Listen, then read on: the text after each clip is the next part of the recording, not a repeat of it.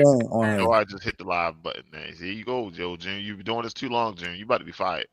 I was about to add my And we got new people here too. You gonna have me fire you in front of new people, June? That's roll the intro, boys. We live. See, boom, and they go Coach She right there in the building on time. We ain't got to worry about it. Hello, sir. Are you rolling the intro, or are we just kicking it off? Oh, my bad. Come on.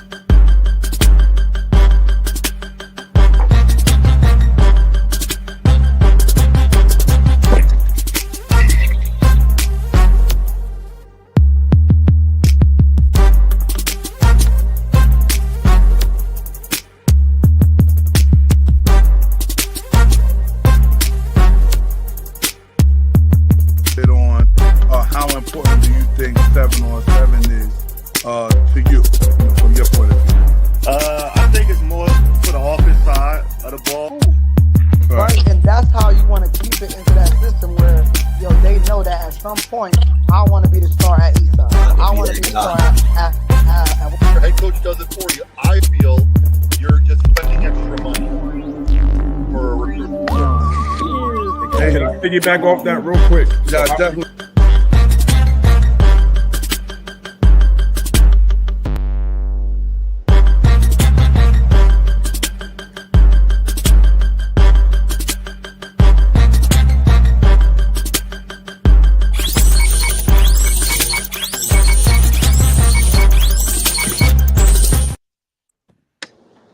Once again, we are back. Another segment of Coach's Corner. As you guys can see, the panel is loaded tonight, so you don't want to miss out on this one, okay? I got a real jam-packed show with some of the greatest people that you can have on the show with, you understand? But you already know who I am, Donald Massey, the head of Driven Minds, and also your host of Coach's Corner. As you know, I like to spin it around, let everybody introduce themselves. So first up, let's see. Let me get my engineer, the best engineer in the world. Go on first, champ. I'm just a guy with a name. That's it. Nobody in particular. No, I am the CEO, host, Sam Sports Multimedia Network. We do shows all week long. Any topic, sports, relationship, religion, politics, whatever we got. If you need it, you want to do a podcast, hit me up. We can talk about it. We do all the background work, so you just sit there and talk. Like I said, you can't beat that. That's my guy right there. He makes sure he gets it done the right way. Also, the reason why I even know that guy, want to get my other homie on here, Big June. What's going on? What's going on, man? Thanks for having me, man. June PA, one half of Off the Top Sports, part of the best sports show on internet radio today. Yes, it was truly Off the Top Sports, man. So we here, man. We just love to talk high school football. We talk college and pro, but I'm here for high school football tonight, so let's talk about it.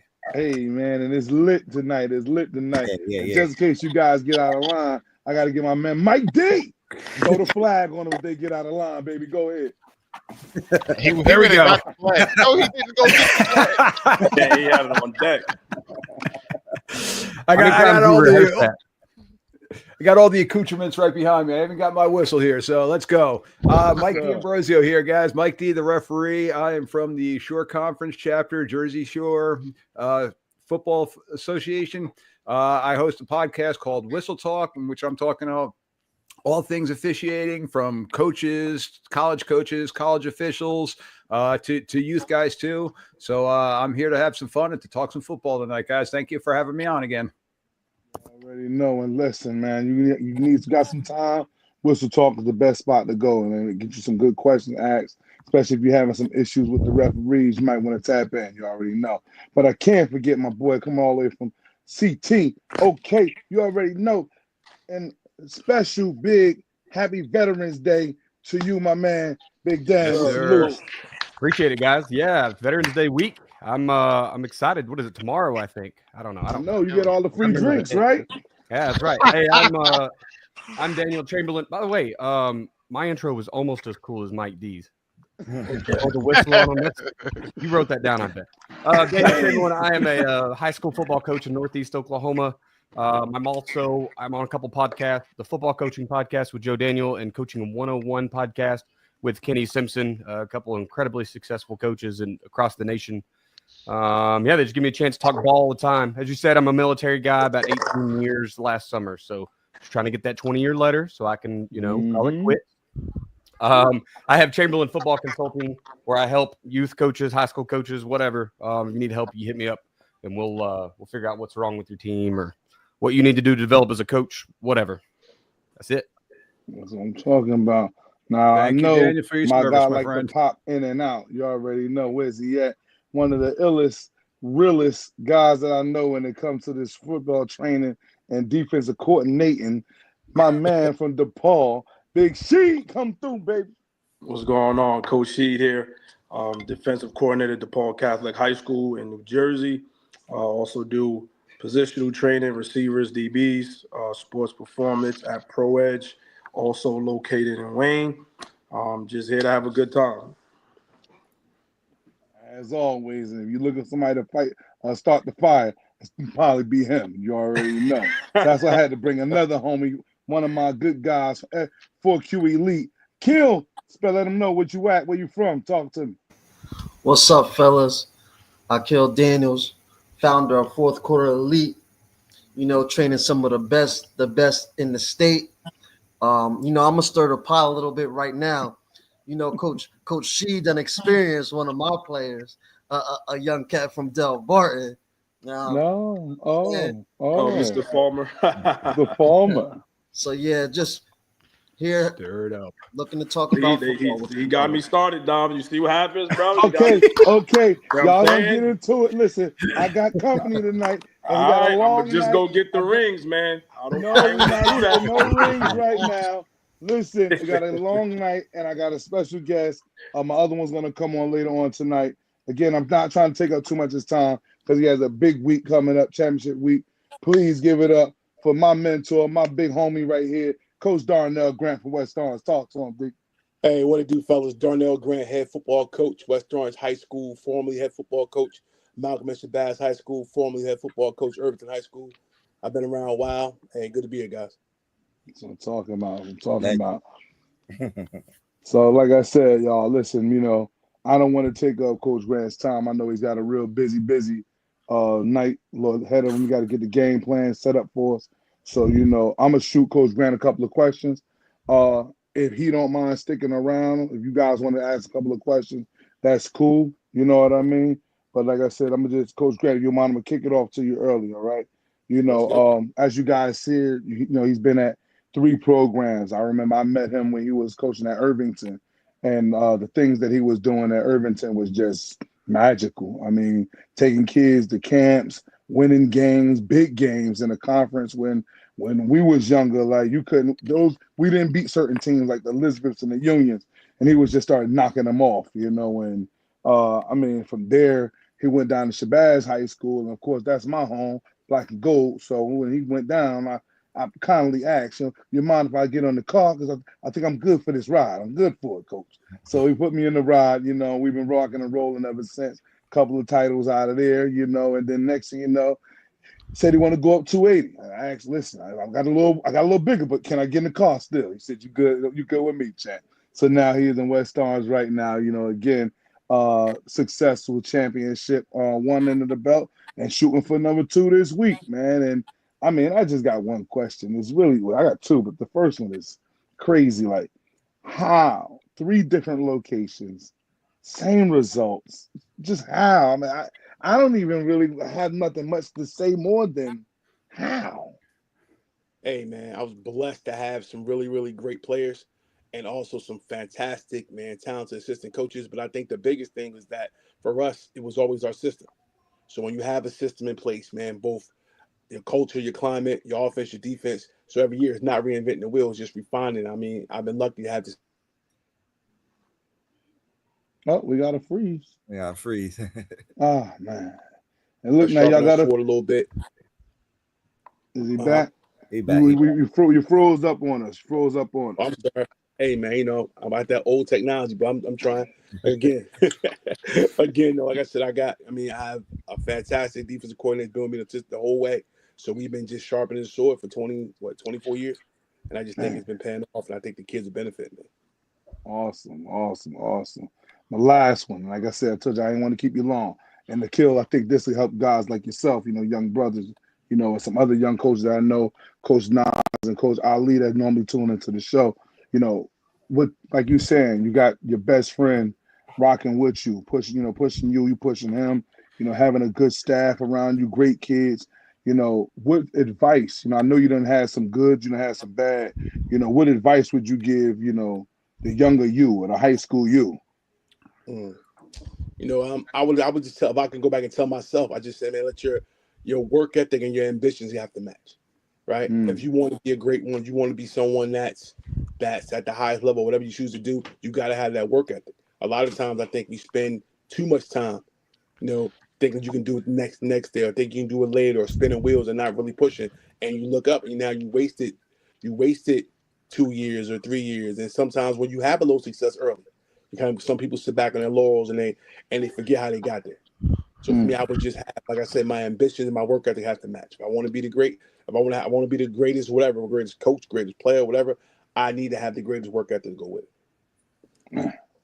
That's all I need, man. Like I said, and I hope some of my young guys are tuning in, understanding that, got to have the work ethic, got to match, got to make sure you got the right guys around you, like you heard him say.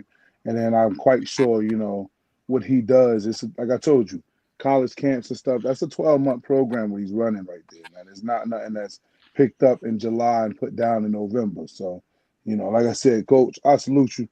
Appreciate you for coming on. If anybody got something, I'm push the clock, or I'm gonna tell them to hang up. So y'all got a question to ask, better shoot it out now. Not just yet. No, I was at the game the other night, man.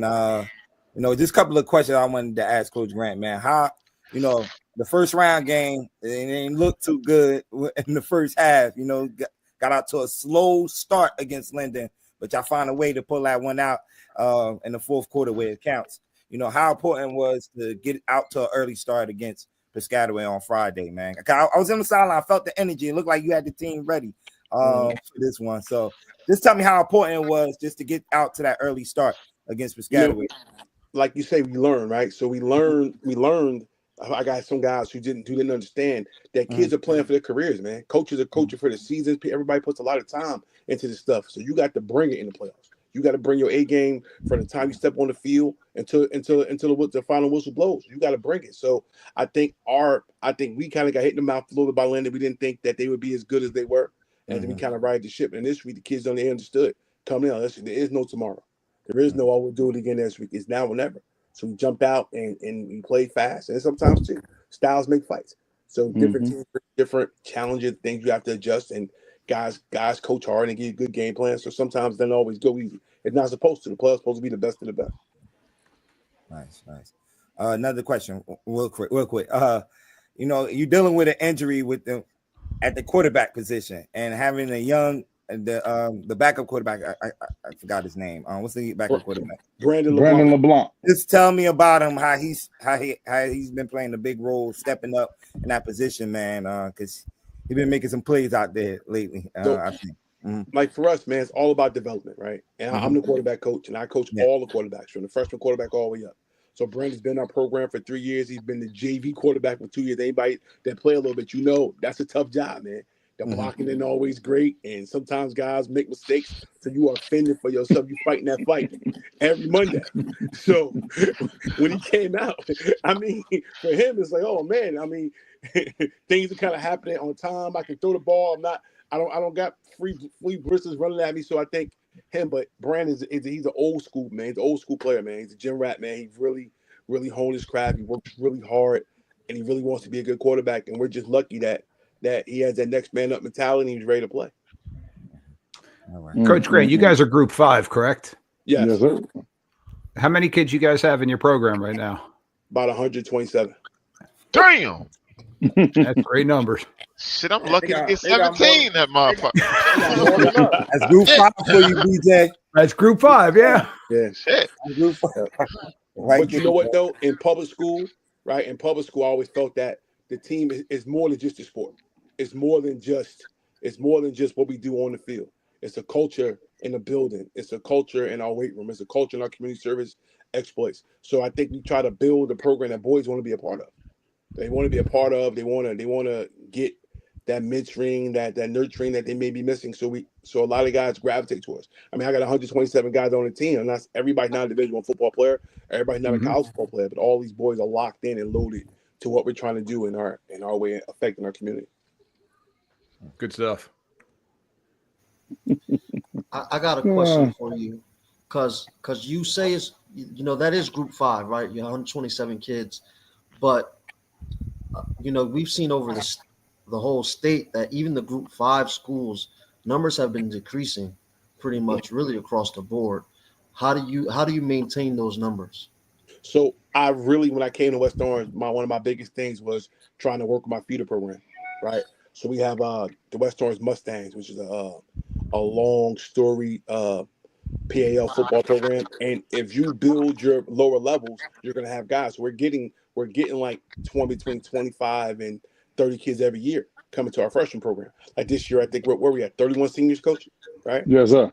I'm 31 seniors this year. So, and all those guys are all 4-year guys, and for the most part, all guys that came through our PAL system. So we're growing them, so we kind of know. I can tell you who was the 5th grade quarterback and 4th grade quarterback and the 3rd grade quarterback and the flag tailback. So we know from 7 years old to 17 years old where our boys are going to be and who's coming up. Mm-hmm. Dang. We good? Anybody? She, Dan? Come on. He got work to do. I need something this week. We can multitask. He be all right. He can stay on the whole time. Come on, coach. Come on, man. It ain't that time yet. Yeah, come on, okay. hey, he got work to do, man. I need something this week.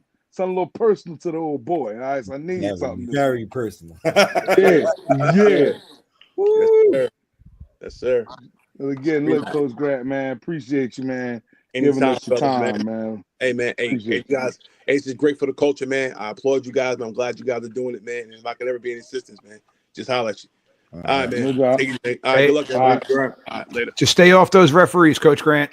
Hey, man. I don't yell at the ref, man. And no ref ever overturned the call ever. So they do what they do. I do what I do. Take it easy. I'm just messing with you. Good luck this weekend. All right, brother. All right, take it easy. All right, bye. Yeah, man, we got to make sure we take care of the rest, man. My kids, I gotta get my guys' backs. Look, my kids did a bonehead move at halftime. Bonehead move. They're like celebrating. They're super excited about, how their game's going and stuff. So obviously the ref had to flag us because they showboating in front of the other team. Right? I cussed them boys out, man. I said, you motherfucker, God dog it. I came back after halftime. I made sure I went to every ref. I truly apologize. It's not them, it's me. Look, you got to do that because, again, he's only human. You know what I mean? He's no robot. So I don't want him kids. Thinking, and you know what, Mike? They said the same thing you just said. As a coach, come on, man. They're kids. They're excited. We get it, but we can't do that. I said, you know what? Thank you, coach. Thank you. I mean, because last thing I want is next thing you know, there's no more calls coming from this side. It can happen. You're trying to show a man up. Hey, listen, hey, B, let's talk about the crash out. Let's try to get to that. Like I said, since I got Mike on and we want to try to get to that question real quick. Joan, I'm going to bring you in there because I know you probably tired from being up watching the Giants game all night. You know what I'm saying? Come on. Don't get me started on them boys. So this is one of the things that me and B came up with. Actually, B came up with it. I proof said it's all good. It says, what are the signs of a potential fight or kids that crash out? As I said, Mike, I think you'd be perfect on this one right here.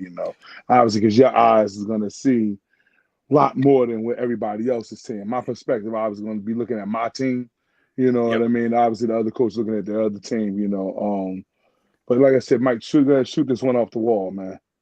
So we try to do a lot of preventive officiating, especially at this time of the year, because now we're at a point where somebody's playing next week, and somebody who's a senior, it might be their last game out on the field. So this is something that we do talk about a lot pregame, and just try to do a lot of preventative officiating. My head referee pregame, part of his speech with the coaches is he goes and talks to them. He's like, Coach, listen, if I come up to you and say 57 is getting a little out of hand and I'm just making up numbers, just do me a favor, just get a handle on it. That doesn't mean pull 57 out of the game. It just means that, hey, we see 57 is getting a little out of control, and it's building, and the emotion's building. Help us out so we don't have to bang them for a 15-yarder, because we don't want those hankies on the ground. Yeah. We're going to kind of put it on the coach and then put it on to the captains at that point in time, saying, hey, guys, get control of your players. It's going to hurt the team, different things like that. But unfortunately, kids make dumb decisions here and there. Or adults make dumb decisions. We're all human. We're going to make a bad decision. I'm in the middle of the field with them. I'm talking to them nonstop all game long. Literally, I got the whistle in my mouth. The ball gets snapped. I drop the whistle out of my mouth, and it's my voice the entire time. And I'm just talking to the kids, and I'm like, guys, just so you know, I don't want it to get there, but if you do get ejected from this game, you're out for next year. If you're a junior, you're out the first couple of games of that. Or they're like, well, I'm a senior, I don't care. I'm like, all right, well, do you play basketball? Yeah, well, the suspension can carry over to your next sport. I'm like, so don't put us into a situation like that. Right. And the kids are typically going to be more responsive. Yeah. Does it happen? Yeah. And again, we had a situation happen a couple weeks ago, and this is probably about a month ago. It got a little hairy on a sideline. We threw personal fouls on both teams. We ended up ejecting a player from each team. Now, here in the state of New Jersey, we have the right there's a difference between a disqualification and an ejection. Okay. One, the kid's out for the game.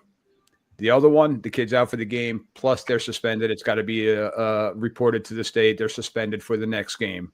So we went up to the coaches. This was in the first half. It was a good rivalry game. We're like, Coach, listen, those kids are done for the game. Keep them on your sidelines. Keep them under control. Next thing that happens, though, your kid's going to be gone for next week. And I know we're coming up close to playoffs. That game could be win or lose to make you into the playoff. And both coaches were like, thank you. And both teams got a tongue lashing in halftime. And both coaches came to us at halftime, like, thank you very much. So it's a lot of preventative officiating, but you can see the stuff that's happening. Like you could feel the tension that's building up when the team is starting to go ugly on one side and it's their last game. And you just try to talk to the kids as best you can, then talk to the coaches. And then the last resort is we'll throw the hanky, which we really don't want to do, but if we got it, we'll do it. But try to talk to the coach, do me a favor, talk to 57 for us. It's getting a little out of control. So that's our response as officials. Right, now, I know some guys don't have thick skin like I do. I coached for 20 plus years, like I've talked about. So I understand the emotion that you as coaches put in, that the players put in. And I understand it's an emotional game and it's frustrating. So I understand there's 16, 17, 18-year-old kids. Let's give them the benefit of the doubt if we can, unless it's something super egregious out in the middle of the field. And I see right hooks and left hooks like Mike Tyson's knockout going on. I don't want to throw that kid out. Right. No. I do you. Hey, Kill, let me see, because now you got a really good 7-on-7 program, some young guys out there. And I can honestly say I haven't seen one of your guys get caught up in this crash out. How you get your guys to kind of not get to that point? So I'm gonna know how I coach, how I train. Like I'm a no BS type of coach and trainer, and so my kids know not to get disrespectful.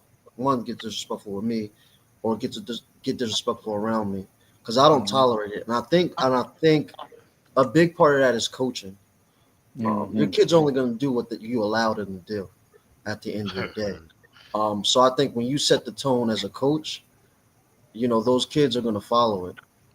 And I think that's the biggest thing. Like with me and how I train my kids, how I coach my kids is, listen, if kids are talking crap to you and they get the right to talk crap to you.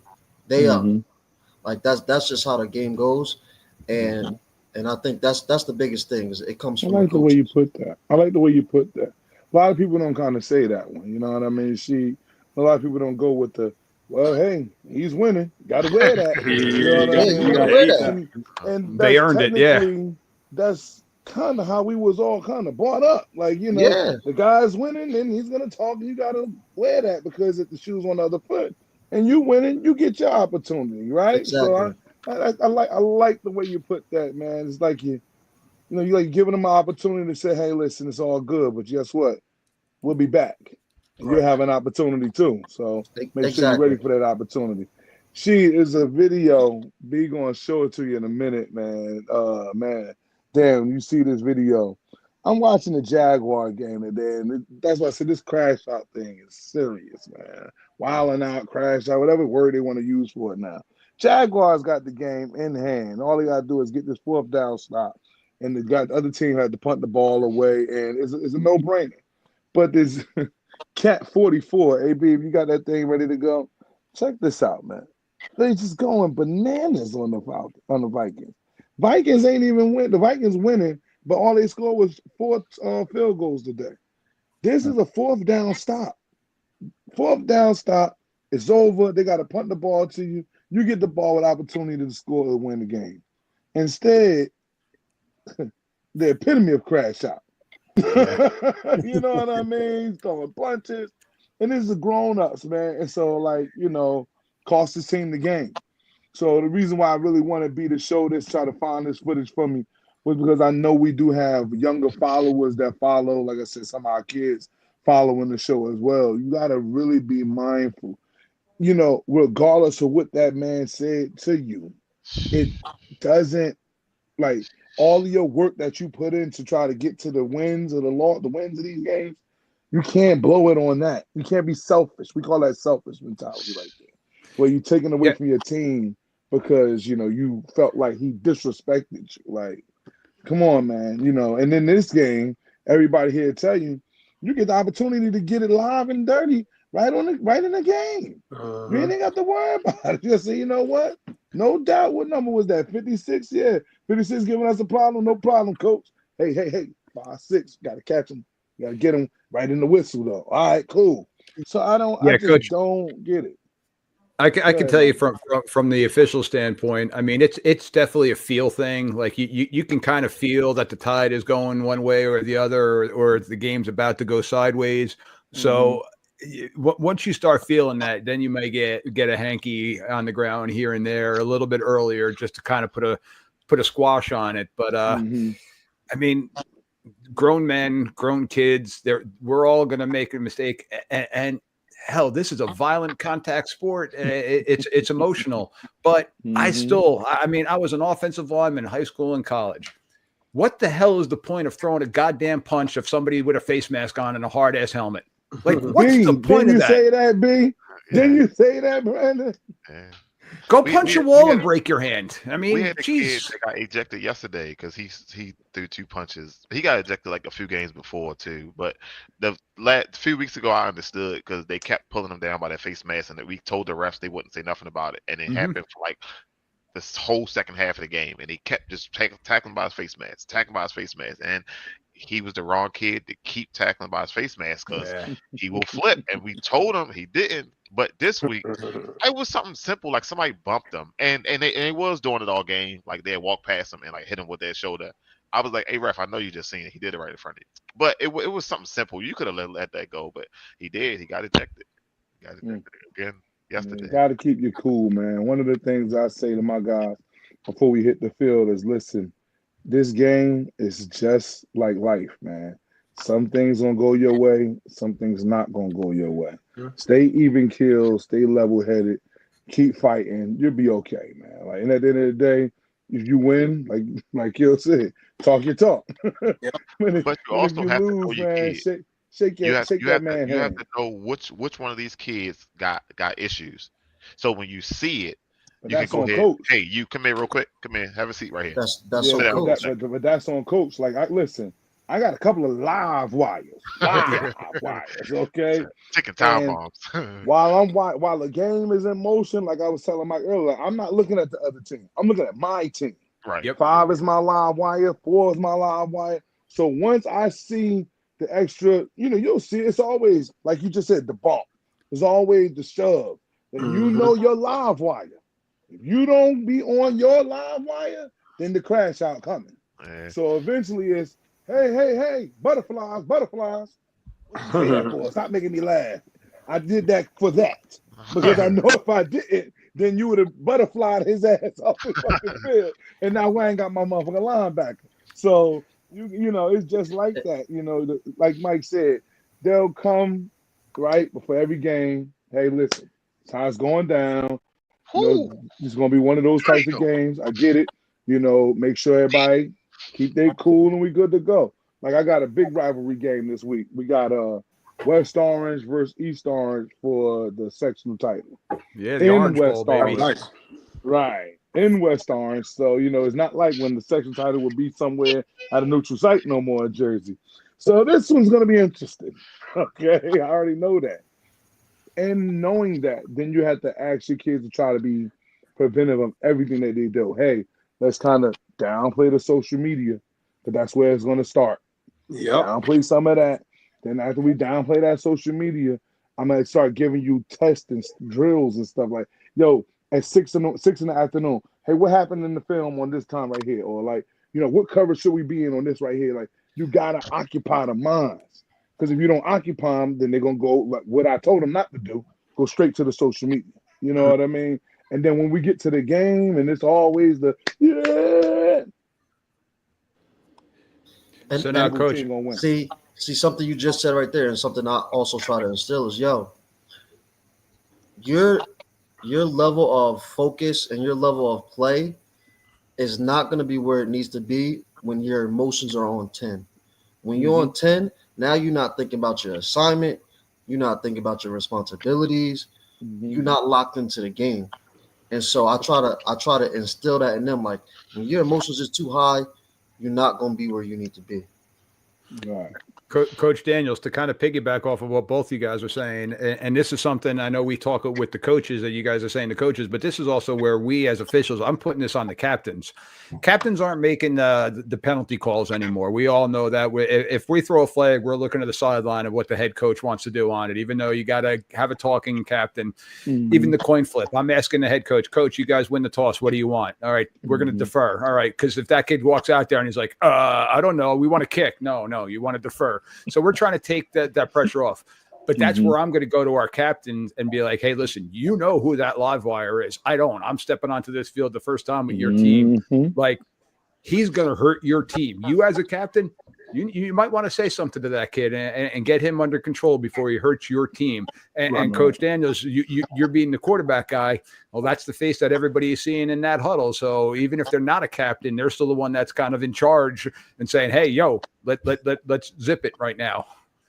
So that's where we kind of try to put it back. We often look to the refs to help kind of manage all of that as well, right? Like, if you don't throw those flags early and those little things start adding up. Now, look, no coach wants to be punished or penalized, but if my kids are out there acting like assholes, throw the flag, right? Let's get it corrected now before it turns into something bigger.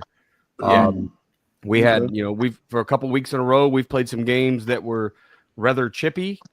Teams on their way out didn't have anything to play for. We're trying to make a playoff run, and that's a lot of emotions kind of boiling over. And at one point, I thought we were going to stop one a few weeks ago. It was just like, this team has nothing to play for. Their coach is talking crap to our players from his sideline. Like, what do you know what I mean? And it came down to like two coaches meeting at the 50-yard line right in the middle of the stadium, and a ref having to go, this is it. We're done with the little. It's time to clean it up, right? Clean it up, or we'll just flag everybody. Yeah, but we really needed him to throw those in the first or second quarter, not in the middle of the third quarter of a game that's out of hand. Yeah, it's a different level when the coaches get involved in that type of banter. Then you really lost control. Yeah. We got to make sure we got a handle on that. But hey, Brand, where's Joan? Joan left? I'm here. So I got a question because I coach in a city, so we got a bunch of knuckleheads and things like that. Mhm. When we go out to like Perryville or way out Wimbledon, sometimes it feels like the kids are trying to get the best kids out of there. So they say little things to you, or they do a little bit of this and do a little bit of that, and you got to be like, yo, we ain't from here. We don't know these referees. We don't know these kids. Like they gonna try to get in y'all head from the beginning, and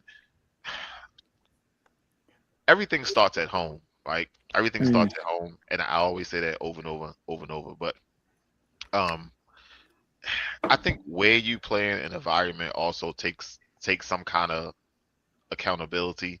You know what I mean? Mhm. And not making excuses. But um, when we go out there and play them I don't want to say the D1 teams because we all still the 1A. We're supposed to be in 1A, but they be having 89 kids on the sideline, and these kids big as shit. And now kids like to talk shit, but when you go out there, and you talk shit, and you still down by 40 points, you have no reason to say nothing no more. You know what I mean? Now you in the mindset of shit. I ain't gonna lose twice. You know what I mean? I ain't gonna lose Uh, twice. it's hey, stupid. Like listen, back in the 90s, we used to have a that's phrase, funny. we lose, we fight, gonna be some shit tonight. Sir, That's what you sound like they saying over there. My Come man, on, man. We got to lose correct that, twice. man. Can't lose twice, huh? Listen, man. stupid. Look, everything is all, like I said, this game, again, I love it so much because it teaches life lessons. And every time a kid tries to give you I'm not trying to lose twice, I have to give them, like, but we not. You know what I mean? This is a life lesson. Everything's not going to go your way. You're not going to win every game. Yeah. So, take this and learn from this. I mean, we got guys that we name the greatest, like Michael Jordan, LeBron James, anybody you want to call, Tom Brady, any of them. They've all lost. They've Yeah. all lost. So, you're not better than them, and clearly nowhere near them. So let's not even act like it. They But I lost was trying to see little if game. June was on, because I want to know if June wanted to go to the Essex preview first, or do he want to just stay on the show? We're gonna keep it rolling. Man, we don't care about what June want. Oh my bad. I'm Up, sorry. then there it is. I ain't know that was a live fight. Hey, you know me, I'm with it, bro. I'm rolling. But like I said, let's go to the man. Let's hit me with one of the next topics that we Yeah, got. I don't June. know if you want to. June, what's up? I'm here. Oh, Nah, I'm here. I'm here. Just go on the show. I'm here. All All night. right, so Coach all right. She. So we did the DM recruiting last week, and that wide receiver kid, he wanted to know who you was. So I was like, I don't know him personally. He's one of the best wide receiver coaches in Jersey. He got 9 rings. He show him every show. He wanted Every contact show. information. I can get it for you. That's all I got for you. All right. That's All all I right, got. y'all look out for him. All right, but Oh, so Coach She, I wanted to put you on a spot real quick, right? Mhm. I'm gonna pick this up here, right? All right. 3rd and 8. You're on a 28-yard line. What's your play here? Oh, we're in and out. This is from an offensive point of view. Yes. 3rd and 8. What is this? 4 down, 4-2-5. This look like it's gonna be some type of cover 3. And I'm in empty. Why you Mm. laughing? Come on, DM. Why because you laughing? because, All right, because you let me ask got you this, you got though. one Let me ask you safety this. and an empty. You dead already. So go Yeah, ahead. is my quarterback a guy that can run? Sir, you asking a lot of questions, sir. Come Because that's going to determine my play call. Right. If my quarterback I'm- can run, I can run some type of QB power, something like that. Because of obviously you guys are QB draw, something like that. If I have a mobile quarterback, but if you're going to play, if he's not a mobile quarterback and it's 3rd and 8, I'm going to put my best receiver at the so end. let's just say they hear pocket passer. Okay, so if he a pocket passer, I'll just take to the boundary right there with the 2 receivers. I will switch my X and my RB and just get my ball to the X right now. You playing in your corner 8 yards off the ball. That will safety not getting over there in time. So I just get my best player the ball. Mhm. Here's a myth for you. You're still allowed to crack back with that running back onto that weak side safety there. Mike throwing You out just secrets. Yeah, you just so get you just can't blow him up. You could definitely throw a nice pick on there and get the X on a little bubble screen and get your 8 yards there easy. But from an 'cause old you got school, 2 for 2. You only got yeah. 2 for 2 over there. So that's where the play call or the matchup should be if you have a pocket passer, because you only got 2 for 2. See, I need to be able to draw on the screen. It's not fair. It's not true X's and O's if I can't put the chalk on the paper. Yeah, that's what I'm saying. That's why I got all these You gotta questions. I can't visualize. just say.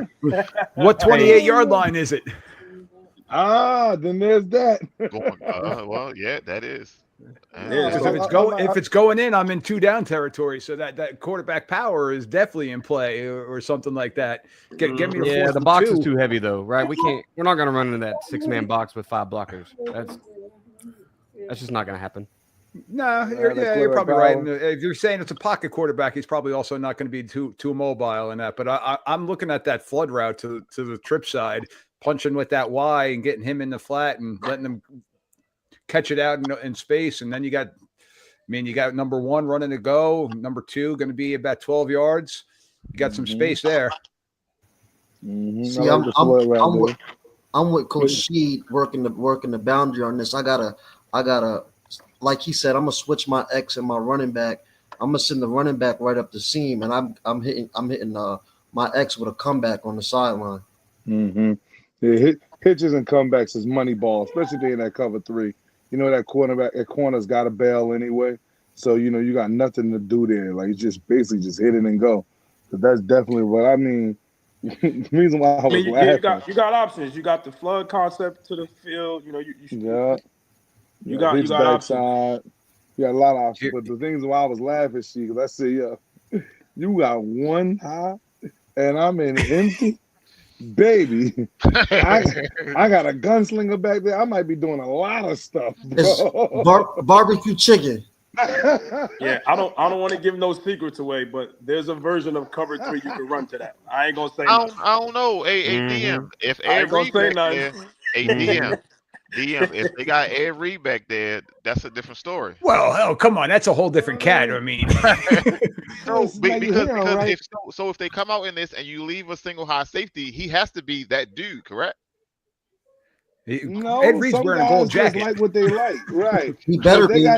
If they got Ed Reed, then I might need the sheriff. All right, give me the sheriff, and we'll pick him apart with this type of lineup. But no, I mean with this type of down and distance, teams are not going to send 4 verticals out of their formation. So you really don't have to really worry about them flooding with 4 verticals. So it's going to be 3 guys going vertical, 2 guys running short or intermediate routes. So you're kind of okay based off of the down and distance he got up here with running cover 3, because you still want to get the first down. So, you're going to get some type of smash concept. You may get a flood. You know what I mean? You're not going to get 4 verts out of this. Nope. Coach Daniels, question to you on this one. You saying switch the running back and the X. Would you have a true receiver instead of a running back? Because my only fear would be that running back running straight up the seam and not taking an inside release and letting that guy get underneath that out ball that you're throwing. Yeah, I'm switching that. I like my running back to be my most inner number 3, so he would be where Y is.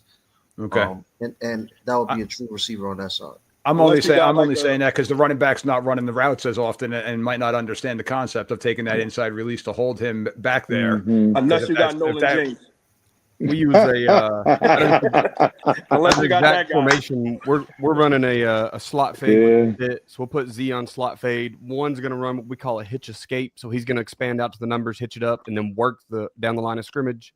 Y is just going to work right where the jack is, just sitting right behind him and making him wrong. So basically, if he wants to roll out to that other hash, I mean, we're just going to throw the ball underneath. And then exactly what you guys are talking about, running back inside of X. Out of this, I'm just putting him in motion, right? Run him to the left tackle and then put him right back out, throw him the ball. Like it becomes a bubble, but we're going to make that corner have to condense, make that safety. They're all going to be working inwards and then have to come back out. So, hey, see, what if I got Nate Bailey, baby? I can get money with Nate Bailey there. Yeah, if you got that kind of back, exactly. If you got that kind of back, then you can work him. Yeah, I don't really consider him a true running back though. He's a hybrid. Nolan James is a true back. He can do that. Yeah. He can play that spot. Yeah, big Nolan is definitely a true back, boy. Yeah, he can play that spot. Hey, Brandon, man, that was a good one right there. I was wondering how that was gonna go for us. I like that. So now we got to find some more stuff for these coaches to hit up. You already know. Yeah, fellas. I'm not a one-trick pony here with the stripes behind me. I can talk X's I'm and O's not. with We you. know you got the little league Hold pumping on, right hold on, now. hold on, You hold on, already hold know on, that. hold on. So he just spoke up. So I got you, Mike D. All right. All right. So what are some of your techniques you use to stop the screen? Ah, Well, what kind of screen? Are we talking middle screen? We talking tunnel screen? Where are we I going knew with it. it? I knew it. So break Y'all it be down. y'all Let's go. y'all Let's be go middle screen first. Let's go middle screen first, then we'll go Well, outside. Well, I mean, first of all, the number one thing that most D linemen at the high school and youth level don't understand is backtracking. Is once they Mhm. read screen and once people identify screen, get back to where the hell you were, because that's where the ball is going to be thrown, because it's got to be behind the line of scrimmage to block down field. So get yourself back to the line of scrimmage. So that's number one. Gosh, it's going to always depend upon situations too, because I'm looking to Yeah. throw a screen when I know you're running some type of man coverage. I'm looking to run some screens and get that back underneath and getting a blocker out, running some people off too. So I'm more of the offensive guy. I like running the screens, not stopping the screens. So Yeah, I guess AC, I guess this one like me and you. I do rock with the D line, Mike. So we do have a couple of drills that we will run. Obviously, I have a guy being the snapper. I want them looking at the ball, and then I'll be the quarterback. And then what you'll see me do is I'll either stand up and have my hand here. I'll put my hand down as if it's run, and then I'll backpedal. So my thing is I try to tell guys like, yo, read the QB. All right, it's like two reads. If you got in there that clean, you're not that good. Stop where you are, get to where you came from. You know what I mean? Well, hell, because if you're getting in that clean, you're probably getting trapped or it's a screen. So you better get your head on a swivel. Hey, look, I've seen it. If it feels good, pull out. That's on that clip. No, I sent that clip to Brandon, and the guy talked about it. He said, yo, if it feels good, pull out. I said, yo, that's it. But so that's the other thing. And then, listen, the other one is, like I said, read the quarterback. That quarterback backpedaling, he ain't running away from you backpedaling. Clearly, there's something going on. You know what I mean? What if that quarterback's John Elway? Well, I better have Warren Sapp. I'm telling y'all, keep getting there you go. These pros. I'm gonna give me a good one. Okay, we can Hall of Fame. Yeah. Going right through the hole. I'm gonna pull mine out too. If we could have Ed Reed at safety, I want John Elway at quarterback backpedaling. You got it. Hey, Steve, you want to jump on that one? I'm gonna remove myself from this because I'm actually the team we're getting ready to play. They run a lot of screens. They run a multitude of different type of screens. They got tunnel screen, they got rocket screen, they got running back screen left, middle screen to the running back, tunnel screen. They got a lot sniffer or H back screen. They got a lot of different screens. So I'm gonna. We'll talk to you next week. Next week. Yeah. You never know who's watching, man. Hey, look, man, I want to say congratulations to you. He's got the #1 seed in non-public B. Good job and great job on that win. I was at the St. Joe's game. That was a great job. Your #1, or one of your top guys went down. You guys didn't blink, man. You held strong and you fought that one out. That was a good job. Definitely appreciate it. Side note, June. I don't know what happened to the Lions today, but it's ugly. It's getting Bubba Spunk ugly over there, huh? To the Lions today? Hey man, that's how I go. What you want to go to development? We can have a real no. I don't. That's kind of deep. So I want to do the fun conversation. Look, there he is. Always working. Yeah, you can multitask. Let's do the fun conversation first. What you got? So, what's wrong with this celebration? Hold on, let me get the words off the screen. Is he going to take his belt off? 'Cause last time we talked celebrations, there was a whole bunch of belts coming off. No, this is going to be a headstand. There it is. The headstand. This is the headstand. And check this out, fellas. So someone had this on Instagram, and it's like, wasn't an excessive penalty? Was excessive celebrating? Should he got the penalty? I'm like, yes. Reason why I say yes is because I'm big on celebrate with your team. First things first, get the referee the ball. Let's get that out the way, okay? Then once you get the referee the ball, then celebrate with your team. We won't get in trouble if you do that, unless you're doing the whole belt thing. But this right here, I'm like, no. Guess what, fellas? The next Sunday, the very next Sunday, like you said, Brandon, 3 teams in the Lions NFL did that. and 3 St. Brown teams. goes viral St. Brown, for yep. the headstand. I Mhm. said, now, how am I going to teach these kids no if y'all keep saying yes? Oh, man. All right, Go so ahead, so man. from the Tell me what's referee wrong with standpoint, first thing I'm doing is saying to the kid, yo, that was a hell of an athletic play, because there's no way in hell I'm doing that. I'm snapping my neck, but I'm still also tossing the hanky. Like it's like the high school hurdling rule. Like it's an athletic as hell play, but that play right there. That's a look at me play. And that's not a team play. That's an individual play. That's look what I can do. That coach, you said it earlier. That's a selfish play. And that one does have to be flagged.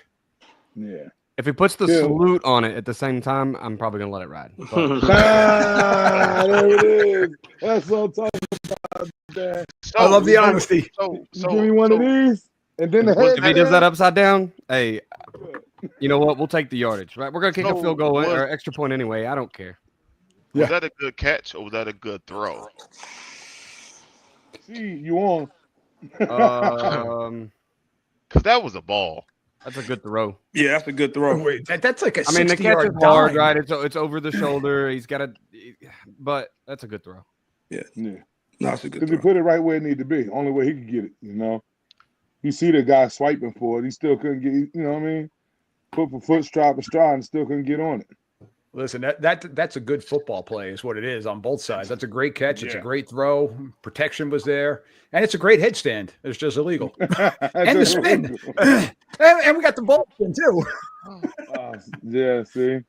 So technically, DM, he did celebrate with his teammate. His teammate just got there a little late. Oh, okay. You know what? No doubt. I tell you what, we're gonna have a really good celebration on Tuesday or Monday when practice starts. We're gonna have a good one. Trust me. He got there a little late. Got there late. All right. That's what's up. Another trending situation. Oh, so before we move on, anybody else want to comment on this? No. Kill, you good? I'm good. Listen, I'm not gonna lie to you, fellas. It depends. Now Kill is the young dog in the room, so he probably gonna say he loved this shit. Y'all watch it. No, I'm not gonna say that. I'm gonna say it depends who do it. Did my dog do it? Because if it was my dog, I'm not gonna say nothing. To be honest with you. I mean, and that play right there, whoever made that play is a dog for that next moment. No, he for the moment. If you do that, you got to be my dog for the whole season. That's the one that's when I need a play, he always get it. If he do it, I ain't gonna say nothing. Like Mike said, your honesty is really good, but it does break. I'm good. The standard is the standard, right? Like it does break. Do we have different standards? But I'm not leaving early if my top guy ain't there yet either, right? The bus ain't actually rolling until he's on the bus. So I get it. Yeah, I'm feeling that right there.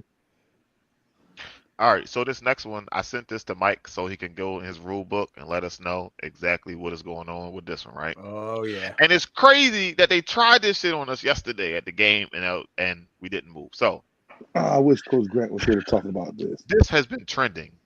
I love that. Oh, yes. And hey, Mike, we used to do that at Shabazz after Hurricane Sandy. It was legal for a year. Then the next year, the refs just bombed us every time. I was like, what would happen? Yeah. Sandy ain't here no more. So here's the quirk that still boggles my mind of being a coach and now an official. We have a flag for deception, and that's deception. That's deceiving the defensive team to get them to jump off sides. And I sat there in my cadet class because I just finished coaching, and now I was sitting there in the classroom learning how to become an official. I'm like, what the hell do you think the triple option is? What do you think the wing T is? It's all deception. What do you think a reverse is? Am I going to throw a flag because you ran the reverse too good? A play action. The ball's hidden. It's deception.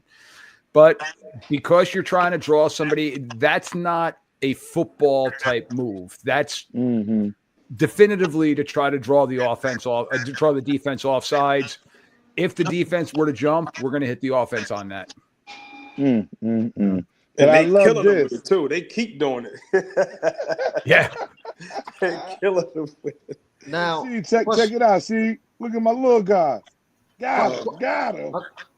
I got a question for the ref. Yes, sir. So an extension of this, because I was at the Moore game this past weekend out in Staten Island, and Xavier and right, they did the same thing except they switched formation. So they'll get down, hand not down, they'll get up like that, but they'll move. They'll change the formation. Would you consider that deception as well? So honestly, it depends, because we had a team that did it too. With they shifted the whole line from one side of the field to the opposite side of the field. But if it's not a sudden, like that's a sudden movement, that's not a And true the quarterback shift. gives it up. Like when that quarterback is clapping them hands at the same time of their move. No, that's the issue. I believe. That's more of the issue. NCAA, that's the point of emphasis here. NCAA is not putting up with that anymore, and you're going to see it trickle down to our level in a year or two. I wouldn't be shocked. Even the clap, like, because I have always asked, what about the fake clap? Because the fake clap is trying to get some people to jump off sides, and do it exactly. Like the whole point of that is to get somebody to jump, so we should be hitting that. And it's kind of like the head bob on the hard count with the quarterback taking the hard head bob. So, Coach Daniels, to answer your question, without seeing it, I can't give you a true, honest answer. But if it's truly that sudden and that harsh, it should be on the offense. It's the same thing. Old school. Listen, I'm 50 years old, but Coach Daniels, you probably don't remember the Dallas Cowboys used to pop up and then pop down into their 3-point stand. So that was the old Cowboy thing. And now you see who's doing it on punt formations, where all of a sudden they'll shoot down into a 3-point stance. If they're doing it the whole game, that's good. But if it's one time only to get you to jump off sides, now it's going to be on the offense if they do jump. So it's now you drawing them off sides. We had Piscataway this week, like you heard Coach Grant said. And Piscataway has the thing, that they come out, center has his hand on the ball, they run out in the 2-point stance. And obviously, as soon as the quarterback comes out and is down, as soon as he yells down, their hand go from 2-point to 3-point. And they do it every time, Mike. So I guess because it was so consistent, you gotta let it ride. You know what I mean? Just like how they drop their hands down like that, just like that. Like that was one of the tricks of the trade. But again, like I said, I'm one of them D-line coaches. You move on ball movement. You move on that cat jumping back. You should get the penalty, and then you should come see me afterwards. Like, like, come on, man. Like, it's all on what you train the guys on. That's why, to me, it shouldn't be a penalty, because in my mind, I'm like, well, hell, they supposed to be looking at the damn ball anyway. They shouldn't be looking at us anyway. The ball ain't moved, then shit, they shouldn't have moved. Since they moved, guess what? That should be on them for not paying attention. But of course, that's just me trying to get over every chance I get. Listen. go back to your trash talking where, hey, you put yourself in that situation down by 40. Well, if you're a D lineman who's looking at the quarterback fake a clap and that's drawing you off sides, my heart is telling me, I want to bang you as a defensive guy, but I got to go by the rules and keep it consistent. That's going to be on the offense. So that's the 50-50 that's my demon that I battle with as a former coach and player, that I'm like, damn, I really want to hit them, but that's a dead ball, fella. I gotta get it on the right squad. You would much rather just give them 2 dummy snacks and keep it going. Mike said they trying to get rid of the clap. It's a team that we play down here. They clap, and then the ball gets snapped. So they clap, and I counted. It took me a minute to figure it out, but they clap and they go 1 Mississippi, 2 Mississippi, and the ball gets snapped. So they clap first, and then they snapped the ball later. And it took me a second. I tried to go explain it to the defensive coordinator, but he told me that he didn't see what I was talking about. That was last year. He told me he didn't see what I was talking about. So that was the story. But in that aspect, they're not trying to jump you off sides. That's their count, right? Yeah. So, I apologize. Let me clarify. The NCAA is not getting rid of the clap per se, but they're getting rid of the the fake clap and all those different things to try to draw the teams offsides. Same thing with the defense. So the NCAA actually really instilled this year, if you have a defensive line that hard stems super hard, that it's not really like a movement that you would normally see, and an offensive lineman jumps, even though the defense didn't cross the line of scrimmage, they're calling that on the defense for drawing the offense offsides. We've got we've seen delay unless of it's a game for natural that. movement. Yeah. Yeah, unless it's a natural foot, like, so your D line can still stem, but it's got to be a natural stem. Like you're seeing the teams, everybody's I mean, hell, I love stem and confusing the hell out of the offensive lineman. But this one was a hard stem where they all shot outside and all of a sudden the team was offsides. At the high school level, we're not calling that yet, but at the NCAA level, that is going to be on the team that stemmed. Okay. So like DM said about the quarterback in the last video, the way he was moving, is that a false start as well? I wouldn't call that one a false start on the fake clap, but it down the road you may see it. Right. Like like B, just trying to I know prepare you. a couple of things is, and Mike, you can correct me if I'm wrong. I don't know. She kill y'all can see, like the quarterback can't go forward. You know what I mean? You got to watch. Like he has to kind of just stay still with it. Yeah, he can't be up with the forward motion, because that forward motion, I know a couple teams did get flagged on that. And as you said, just inciting the snap, was insinuating the snap, is what you said. And that's one that's going to fall on the head referee, because the head referee is focused on that quarterback, where me as an umpire, I'm looking at the guys all up front. So I'm looking for the false start from those guys and trying to keep the quarterback in my vision so I can help confer with him or her on what I saw. But yeah, that fake clap or I mean, that clap there, I wouldn't call that on the quarterback, but that one I would call on the lineman there because of how hard they come up and turn. Yeah. So I mean, a team I just had this past weekend, they did the dummy cadence, and hell, I used to run the flex bone and going down to Navy and seeing what Navy would do and having the false motion and coming back and recoiling it. I mean, that was all part of the game, but our linemen would then, okay, we did that. Linemen kept their hands in the ground and they would turn their body and catch whatever the signal was that was going on, and then check their wristband. So we ripped some of our linemen because some of our linemen were dumb enough that they put their wristband on the arm that was on the ground. So all of a sudden they pulled their hand up to look at their wristband and we're like, oh, you got a false start. All right, so Coach Pass from June's Instagram, because he ain't paying attention. Shit. Coach Pass said, what's the difference between the fake clap and a hard count? A question that I've been asking the State Association for a while. I don't know. It's a great question. I've brought that up for years, because the fake clap to me is the hard count, but it's on how you're doing it. If there's like a full body flinch, again, that's a no. Coach Mass, you just said it though. Why am I not looking at the ball? So, for you to teach this to a 6U team that can barely tie their shoes, that's awesome. That's why I love it. Because that's awesome. Teaching them discipline early. You know what I'm saying? And then you got the coach yelling at the kids. Kids just trying to have fun, and they get their head chewed out at 6 years old. Look, that's gonna be another topic. I'm telling you, that little league thing we talking about right there, that's another topic right there, brother. Listen, I just love that short wing official on the top is like 10 yards in from the sideline, so you know. I'm looking at those small things. These little guys, you got to be right on top of them. Like I said, man, I'm loving it, man. So now you want to get to the QBs? You want to get to June? Because when I get to June, I'm turning up. when we get to off the top, we turning up. I'm telling you right now. Get to the quarterback one first. Let's get to the GOAT. Let's let the GOAT speak. So first week, so I was going to say first we got to all right.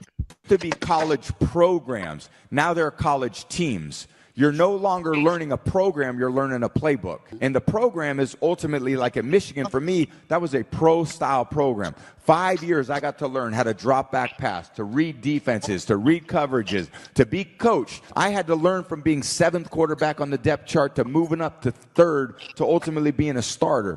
I had to learn all those things in college. That was development. Then I went to New England, and I was developed by Coach Belichick and the offensive staff there. I didn't start my first year. I think it's just a tragedy that we're forcing these rookies to play early. But the reality is the only reason why they are is because we dumbed the game down, which has allowed them to play.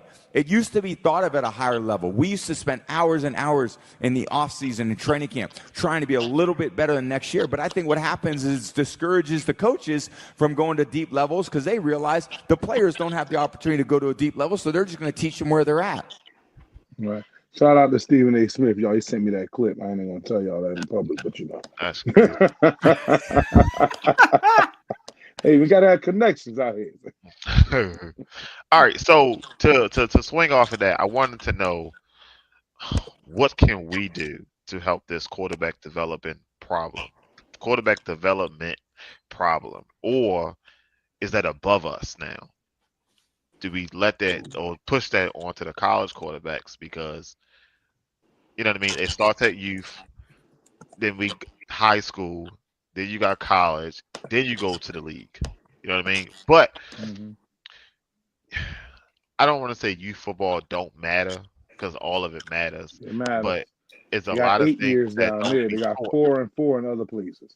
Right, but there's a lot of stuff that don't be taught.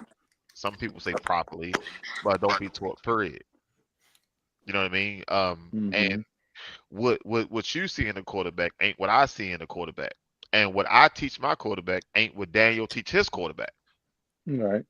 So everybody learns on different levels. Even I don't know everything that June knows. You know what I mean? So we all out here just putting a little bit into the pot and hoping that the shit come out good.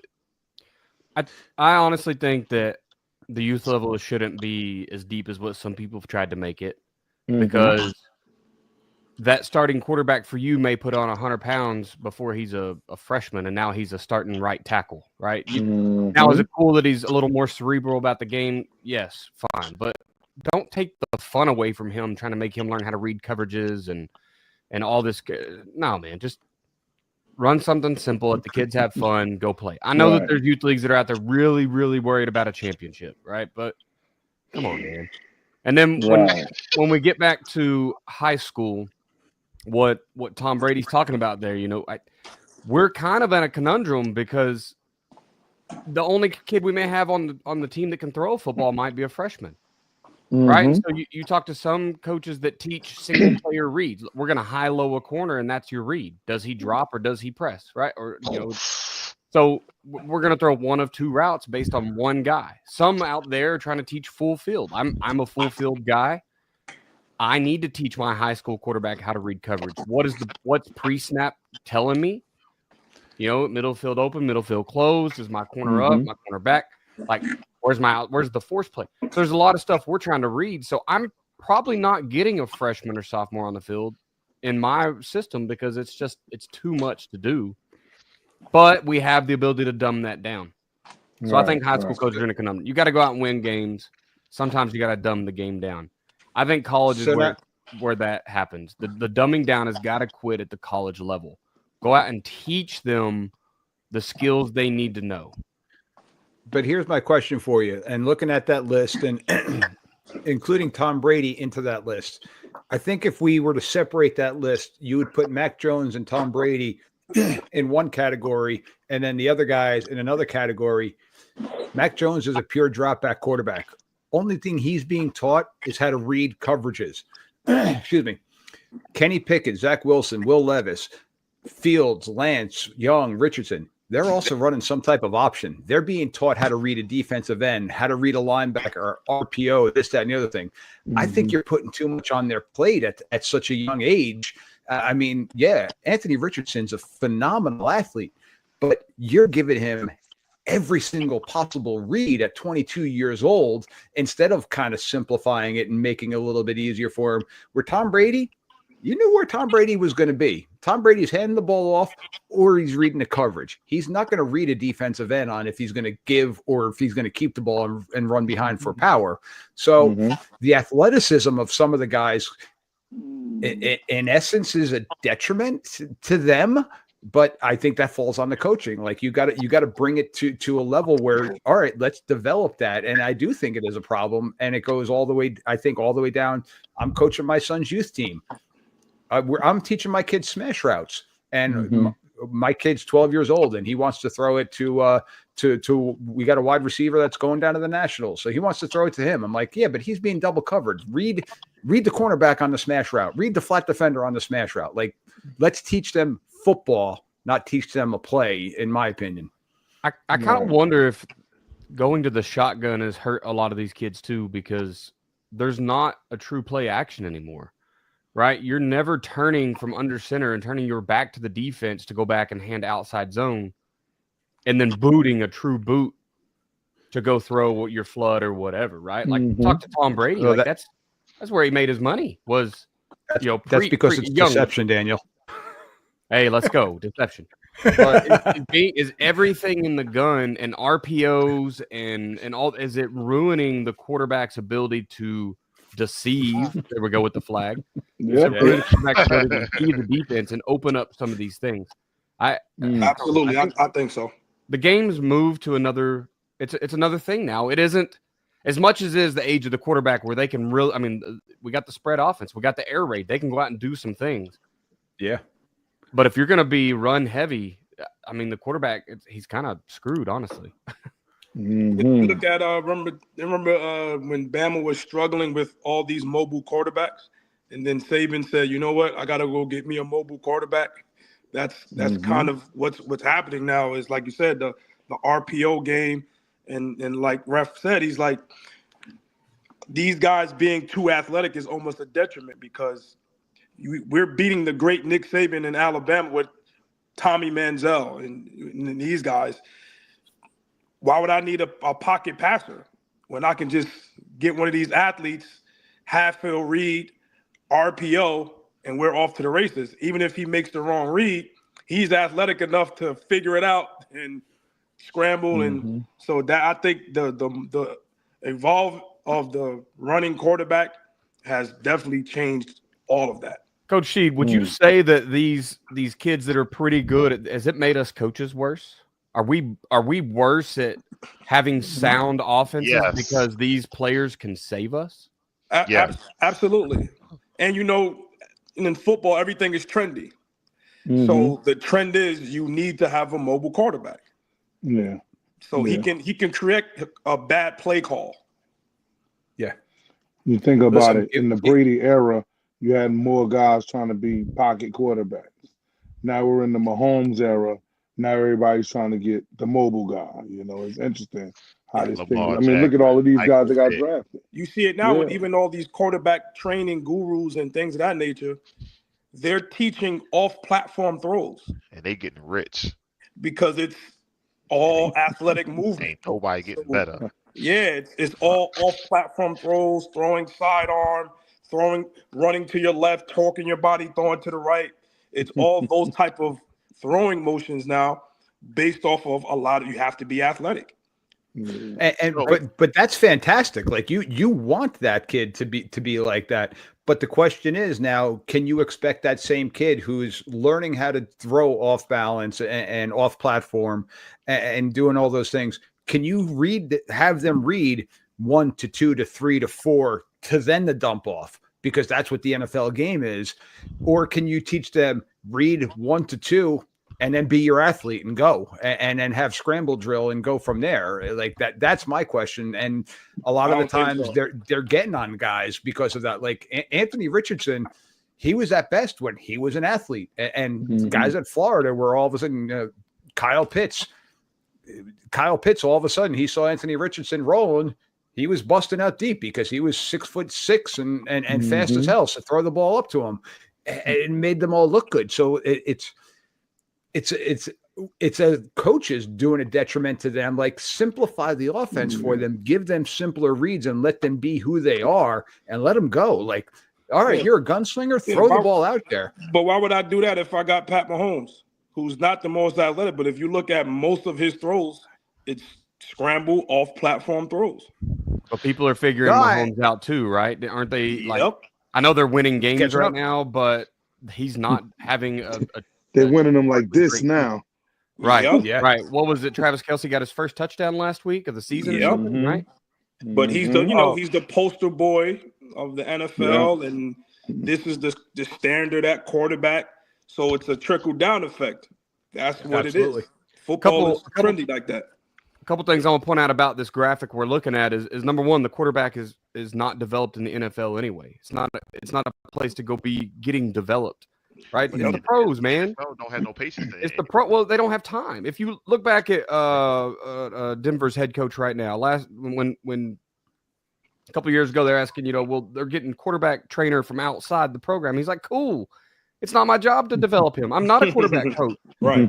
That's not my job. He better have a trainer on the outside, right? It's talking about Russell Wilson at the time. He's got his own trainer. Good. I think Trey Lance had some stuff like that going on too, right? These guys you better be getting training outside the program because I don't care. You either have the skills or you don't. And the second thing is all of these guys on this list went to subpar teams, period. You know what I mean? What are this? Chicago Bears, 49ers, Trey Lance is, they've in and out, but they're not consistently being great. Bryce Young went to the Panthers, who are absolute trash. Mac Jones, the Patriots, who've been down. They beat June. They beat Giants today, so he's not trash for one day. He having to leave. Oh, listen, yeah, that whole list would be starting over Daniel Jones right now. Oh man, who you telling? So Anthony Richardson last year, the first games until he messed his shoulder up because every quarterback come in the league and don't slide. They think, oh, I'm tough, I got it, and they try to run people over and then get hurt. But Anthony Richardson was balling last year for the first 2 or 3 games until he got hurt. This year, I don't know. But look, I'm gonna say this. Right? He was humble. Like He got Dan tired, said, man. He was tired. Yeah. Like Dan said, NFL they ain't developing nothing. They paying. Now you go get the development, right? Now let's also go to the college side with this transfer portal thing.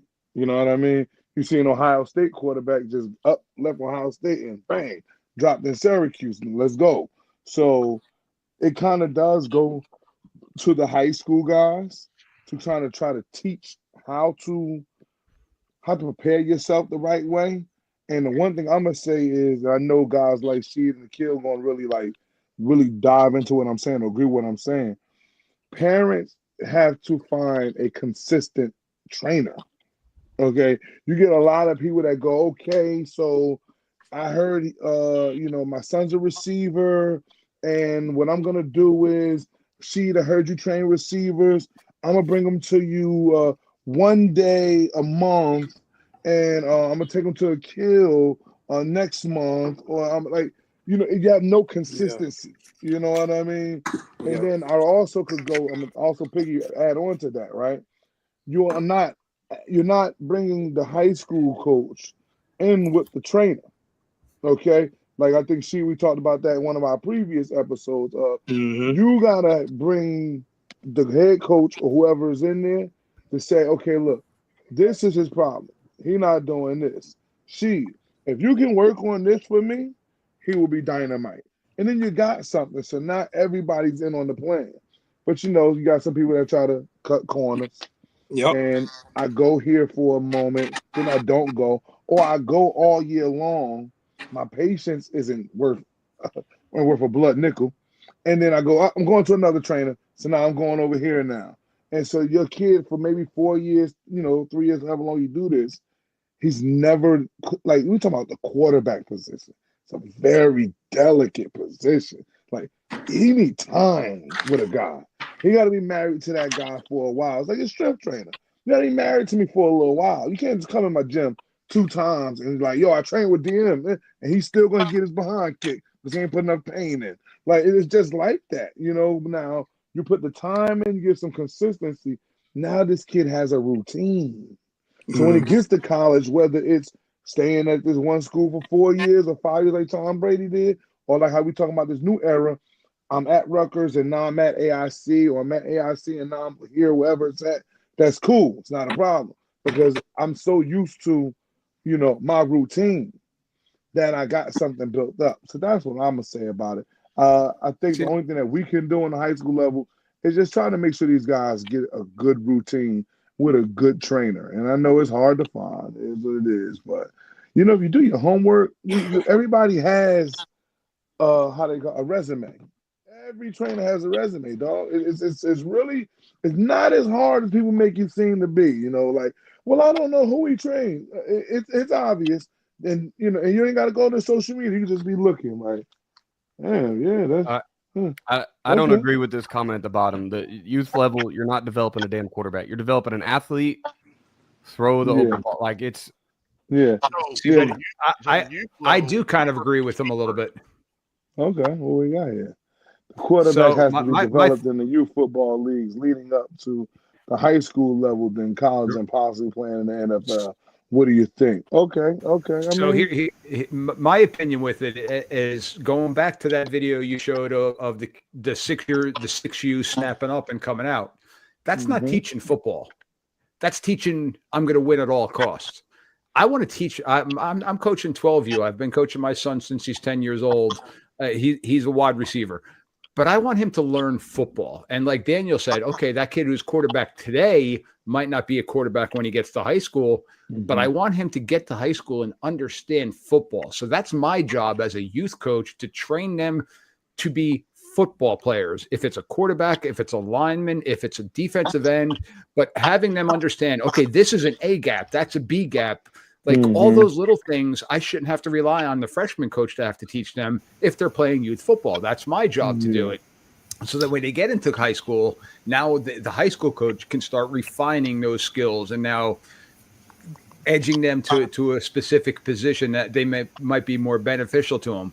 But like I said before, like I'm teaching my wide receiver on smash, read the flat defender. Don't just pick out a guy. So in my mind, that's developing a quarterback at a youth level. Touché. Because I'm not just saying, hey, just throw the ball up. You got me on a technicality there, Mike. Of course, we need to be teaching them football. I'm not worried about him, reading coverages and learning a 5 progression read and all that stuff. So you're right. But they should all be learning that, right? Kill, get into it, and we'll jump to another one after you, Kill. I disagree. I disagree as well. I think you can teach quarterbacks to develop at the youth level. I've personally seen it. RIP Dwayne Haskins, but he played for the same Pop Warner team that I played for, and they developed him since he was 6 at the quarterback position. Now that's rare. Of course, it's a rarity, but it can be done. Right. If you have the right coaches staying with that kid. And I do believe in developing a quarterback, even though he may eventually change his position. By developing him, you're just making him better for the next position he's going to play regardless. So there's no reason for you not to develop him as a quarterback. Me as a trainer, I try to teach all my kids to learn the game as a quarterback. Because if you can learn the game as a quarterback, every other position on the field, you're going to be that much better at because you know everything that's going on.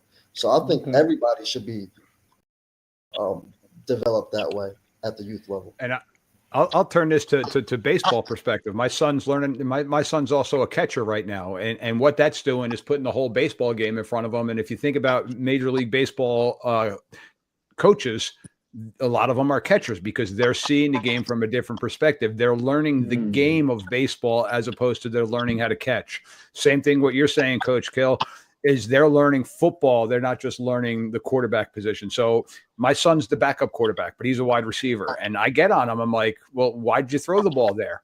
He's like, well, I'm like, that if you're covered in the flat, why would the quarterback throw it to you? So it's teaching him the game of football from a different perspective.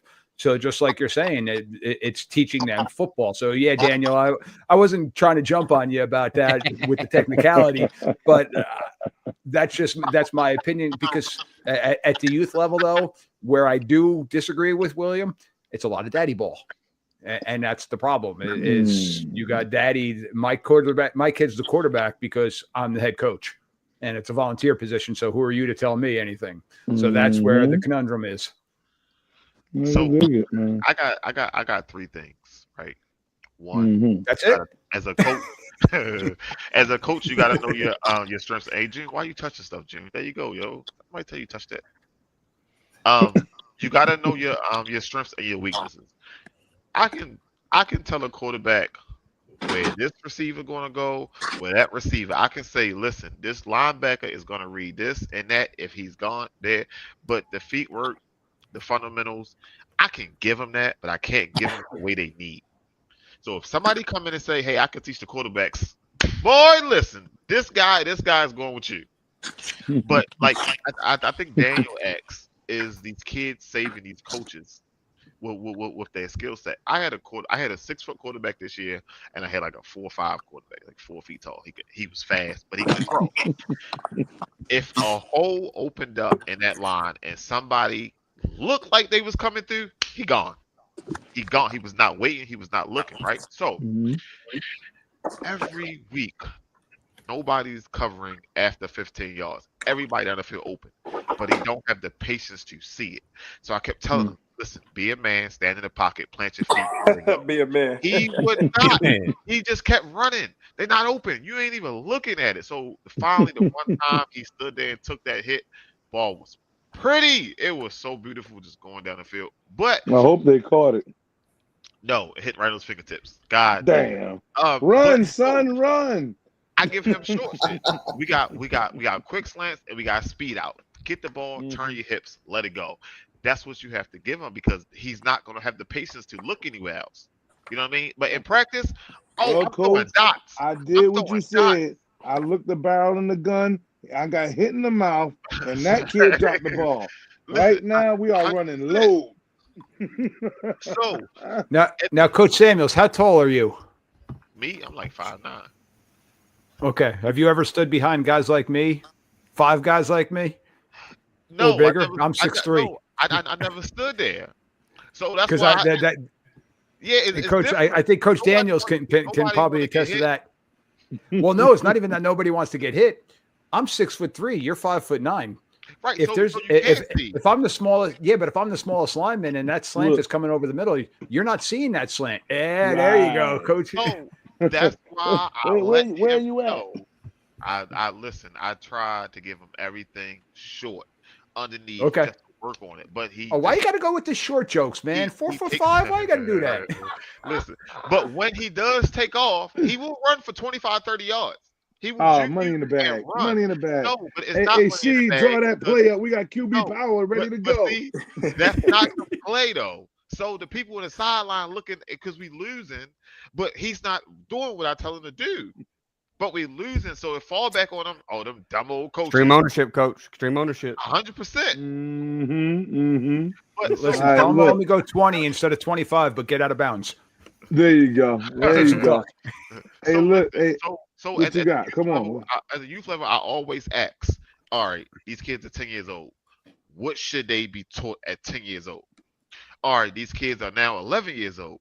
What should they be taught at 11 years old? Because it's a progression every year. And everybody keeps saying, oh, whatever you running, that's what you teach them. No, I need to know what they should know at the high school level to get them ready to go there.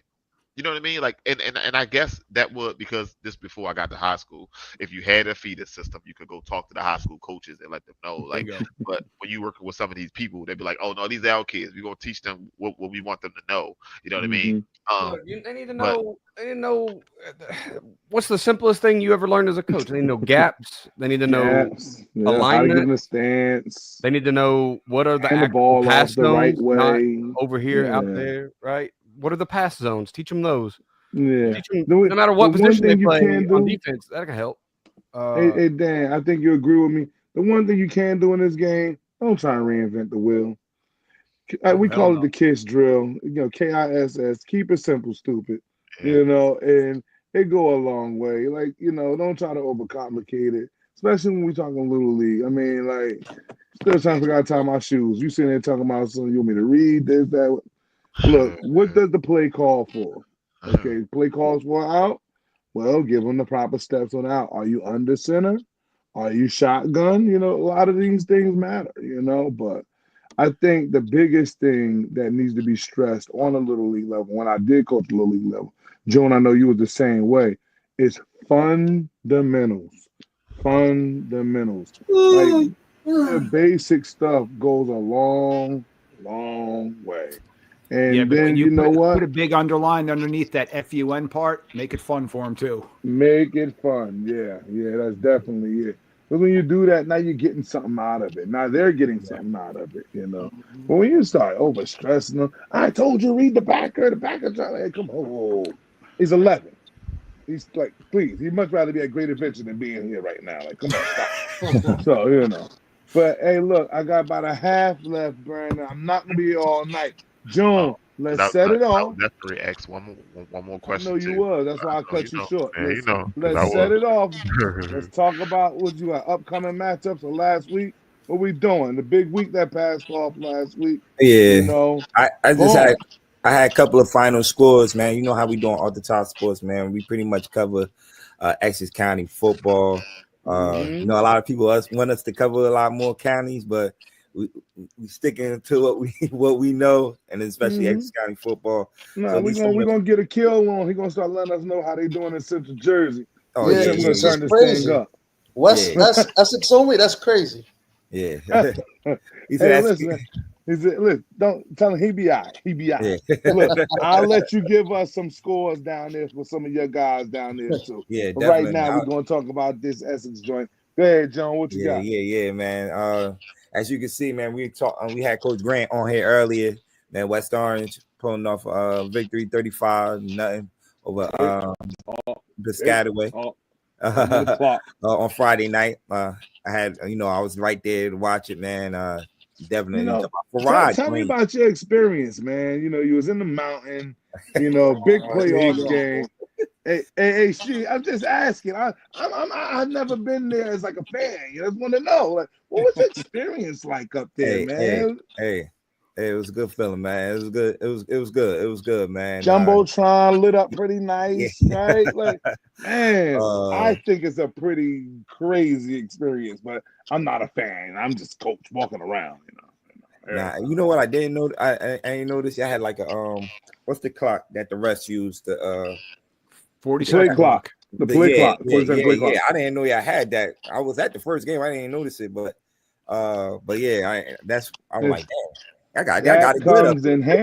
That comes in handy because hey Mike, sometimes I get some guys I don't know if it's 25 or 40 seconds. So now I get to hold that ref accountable a little bit too. Like, start that clock, and now we all know how much more time I got left. You know, so that's definitely I got to ask you, because there's only 2 teams down in my area that are that are using that, and it's a remote control that our deep official has to use. Is that being done in the play box upstairs by an official, or is that being by the guy on the field? Guy on the field. You know, he's the one that's kind of setting it up. You can see him every now and then, like, just, you know, giving you one of these looks to make sure it's setting and going at the same time. So I guess it's that same back official who would normally have it. Has the chop, yep. Yeah, he's the one that's kind of running the show on that, because he still walks out on it and everything. But it really helps out because, you know, when you got a guy like, you know, my guy Coach Grant, he's trying to get a play call in, and Lord knows he's squeezing the juice out the headphones. So it's like, you know, it's like, hey, Grant, hurry up, 3. Like, oh, all right, yeah, it's 3. Time out. Yeah. So, you know, you need that. But yeah, we definitely had that there. And then, as you can see, East Orange beat Ridgewood in Ridgewood. Ridgewood was the number 1 seed in the Group 5. So a big shout out to them. You know, big shark shout out to them guys. And they'll be coming up to West Orange.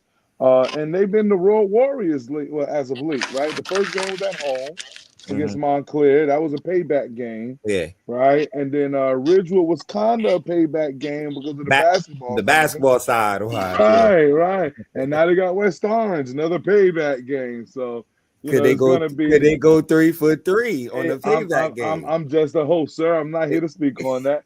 So but I will say it's gonna be an exciting one. The battle of the oranges, like Mr. Hathaway said. EO versus Woe is always a phenomenal game. You could throw the records out the window because, you know, score averages, throw those out the windows. It's like the Hatfields and McCoys right here, man. Since we can't get along, we're gonna get it on. So listen, that's what you're gonna see in that these 2 teams was on the field. It was some defense playing, hard hitting. Yeah, It yeah. was the final score was 7-0. So, So big shout out to them. yeah. I You don't know if got we're gonna see that this Shabazz. time. Mm-hmm. You got Shabazz. Now they went on the road as well.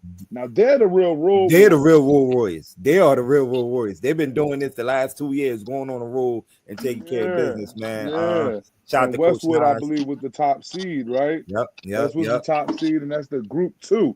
Now Group two.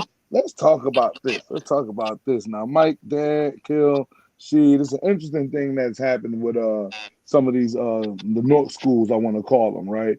So like right around the time of when the season's about to start, they get the memo that everyone's moved to a new group. Shabazz has been Group 1 for the past, I don't know, 5 to 10, maybe 15 years now, right? Central was always Group 3 or Group 2. They went to Group 4. Weekway was Group 1. They went to Group 3. You know, it's interesting. So Shabazz, who pulls off the sectional title last year against Butler in the Group 1, now has been moved to Group 2. And Westwood, who won the whole Group 2 last year, is like, man, this is sound like an uphill battle. The Bulldogs went out there, struck first blood with a pass to Ian Adrian. And then after that, you know, I believe Romello Tables, right, on a scamp up the sideline, he gets a touchdown, and I mean, he never looked back. So big shout out to the Shabazz Bulldogs for making that happen. You got West Essex, took care of business against West Morris. You know, West Essex has been kind of rolling since that early loss that they had this year. I see, man. Big things going on. Yeah, second year in a row they beat West Morris in the playoffs. Last year it was in the sectional title. This year it's in the semifinals, in the semi. So shout out to West Essex, man. Anthony Drago had a good game for them, you know, running the ball and catching the ball. So West Essex move along or move to the next round. I believe they play. I forgot who they play. Shabazz got Bernards this week. Yeah, that's yeah, right. yeah. Old Tapan's another juggernaut, another team. And I believe West Texas lost to. That was the first game of the year. They lost to Old Tapan in the first game. So they're gonna try and get it back. We'll see. Yeah. Interestingly, Glen Ridge lost to Butler. Like I said, they lost to Shabazz last year. Clearly, Butler had something else on their mind this year, so we're not dropping. We're gonna keep moving along. So the fact that Butler and Cedar Grove are in there since I was up in Essex County in the 90s, they're always in there. It's insane how good those programs are. Yeah, they're always. Like you said, Cedar Grove, you see them at the bottom, man. I mean, look, man, 10-0. They're just rolling. They're just rolling. But like you said, Mike, that's a town that's rolling. You know, when you see that, you don't say, "Oh, that's Cedar Grove High School." Now that's the town. That's from the kids coming up. You know, you got people investing in the town. They transforming the grass field, the turf fields for the little guys. They're not playing at all. They're not playing at all with it. So you know, and that's the wrap up right there on the county. Like I said, I already gave the big shout out to she. Who you guys got in the first round? DePaul Catholic. We got Paul the 6th. Paul 6. Okay, that's Friday night. They're gonna do that at your house? Yeah, Friday night at DePaul, 6 o'clock. So big shout out to DePaul Catholic getting themselves ready. They got a good one against Paul 6. The non-public A is kicking off this week. I know. Speaking on the county, you got Seton Hall Prep going up to Bergen Catholic. So you know, grand opening, grand closing. You know, I already know how that's going down. Hey, listen. Rough year. Hey, look. Hey, I got time. You feel me? I told you when we got here, I had time. You know what I'm saying? I'm trying to tell people, man, you find yourself in the prep, man. Come on up, man. You don't need a prep. Come on up. Here you go, man. Hey, man. Coach Sheed, go ahead. What you Coach got? Sheed, I got a question for you. Yes, sir. Being a short conference guy, we don't have many of the parochial schools down here. We got 3 or 4 of them. Do you guys play any of the public schools, or are you just purely a parochial schedule? Yeah, we play all the parochials. So we're in Group 3. Yeah. But we play up to Group 4. So we play the Boscos, we play the Bergens, the Bartons. We play those. Now, when we break off into the playoffs, that's when we go into our group. which is Okay. Pog 6, those type of schools. St. Good John eye. Vianney, RBC. Hey, look, that's some advice that Camden Catholic got to get. Camden Catholic come up here 9-0, go against Pope John 2-7, and got smoked. It can't happen, man. You got to spar with the best. Yeah, in you got order to play get with the battle best. tested. Got to get battle tested. The only reason I'm asking is just from being down in this area. I've had Toms River North, who is one of the public schools down here that's been really good. And I've had Winslow in a couple of playoff games. They're further south from us, and they're pretty loaded this year. Millville too. I was just wondering if they made the way up north, because I know I went to Montclair. I know the differences in the football, but those three schools are pretty legit for the area. Yeah. They don't really frequent up these waters too much. Like Millville danced with Irvington 2 years or 3 years ago, I believe, with Coach Smoke. I think that was only in the playoffs, right? Okay. I don't know if they got a first game, a regular season game. Maybe they did. They did. Remember they battling the Raritan, not Raritan. It was at Rutgers they played that first game. Okay. But okay, so that they came up. Toms River, they don't come up. I like what they do. They just stay down there. They whoop up on everything down there and look to see who the best coming out from up here. So and it's been pretty good for them. Winslow, I think they'll play those games in the Battle of the Beach. So every now and then you might get a team from up here that might go down there to rock with GA. I think Battle of the Beach and rock against those guys. So, but I get it. I'd be interested to see how Winslow would hold up against some of the parochials from up north. Winslow is. They're a public school from south, but they're like a parochial with it. They get kids from different areas that end up at their school. I don't know what they're doing, but they're doing something right. And I mean, their whole position set is just loaded this year. Now, Mike, I could tell you from experience, we at West Orange, we used to play parochials. That everybody used to get the multipliers. So everybody wanted to play at least one private. One public school, one private school, whatever the case may be. And I mean, in the COVID era, we did St. Peter's. St. Peter's smoked us. And I could also use St. Peter's again because they beat Union City this year, right? And so it's like you get to see the levels clearly, that is certain levels to what they do and to what we do. But I can speak from the public school aspect. If you look at that, the fireworks are coming because the show's about to start. So, it's one of those things that your team, like we just talked about, battle tested. You get some really good lessons out of that. You get to figure out which one of your guys are warriors, which one of them are practice heroes, and you can go on a tear. I think if you ask me, that's a big part of Union City's success this year. They're rolling dudes too, but when you go up against a non-public, and again, we talking about St. Peter's. I didn't tell you to go to Oradell. Like you went over to Caven Point. Got a little. All right, now going back, but everything rolled out right for them. You know what I mean? You just want. My thoughts was try to leave that game unscathed. It's an uphill battle. Work your best. Let's see if your best works. Because if it works against this team. But when I play Caldwell or one of the locals, I'll be great. I'll be really good. So, because of, what they have as far as talent-wise, like we talk about, you can talk about his offense, man. Like, DePaul's offense is crazy. You got Boston College, you got Notre Dame, you got, Ohio State, you got Derek Zeman, you got 30 offensive daggone or something. You got Big Mike Bright on one side, you got a ton of offers. So, there's guys around there. So, if my public school defensive end can hold against Mike Bright. If my linebacker can squeak through the line and get a hold of Derek Zeman, and Derek can move. You know what I mean? This helps me. So when I'm playing the next public school team, I got something. I know I got something. But if I don't play any of them, then it's kind of tough for you to kind of talk your talk a little bit, if you ask me. You know what I mean? But Kill, what's moving down there, man? I know Somerville is rolling down there. Piscataway just got back. Tell them to get their garbage bags. So wrap it up. Listen, I'm gonna be honest with you. I follow my guys, man. Give me But give me your guys and where they at, man. Talk Well, to me. you see what Ville doing. That's why I said the Ville, bro. They ain't been in a close game yet. Not even a close game. Listen, I start watching that game. I turned the game off by halftime. Game over by halftime. So they looking good. They got Delsey this week. So the good one. 7 seed. They knocked off two top seeds.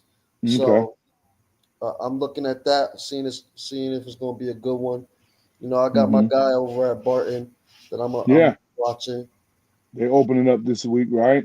Yep. So you know, I'm just keeping my eye open. It's over for Middlesex County though. I think Woodbridge had a good year, but they lost the Northern Highlands, man, and it's interesting. You know, Kill. You know, I talked to one of our mutual friends about that, and I was saying, just tell Coach. I know you can't talk like that, but tell him the Highlands are tricky, man. Like they ain't coming down there and just the usual of what you've been seeing.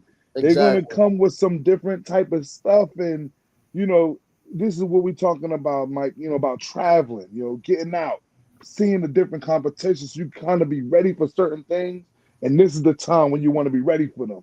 I kind of felt like I knew it was one of them things. Kills. I say, this is not gonna be a good matchup. I don't like this. Yeah. But it's right now Middlesex County. We had a down year. We had a down year across the board. The teams that were supposed to be good didn't end up, coming to play. Yeah. We'll see what happens next year. No doubt.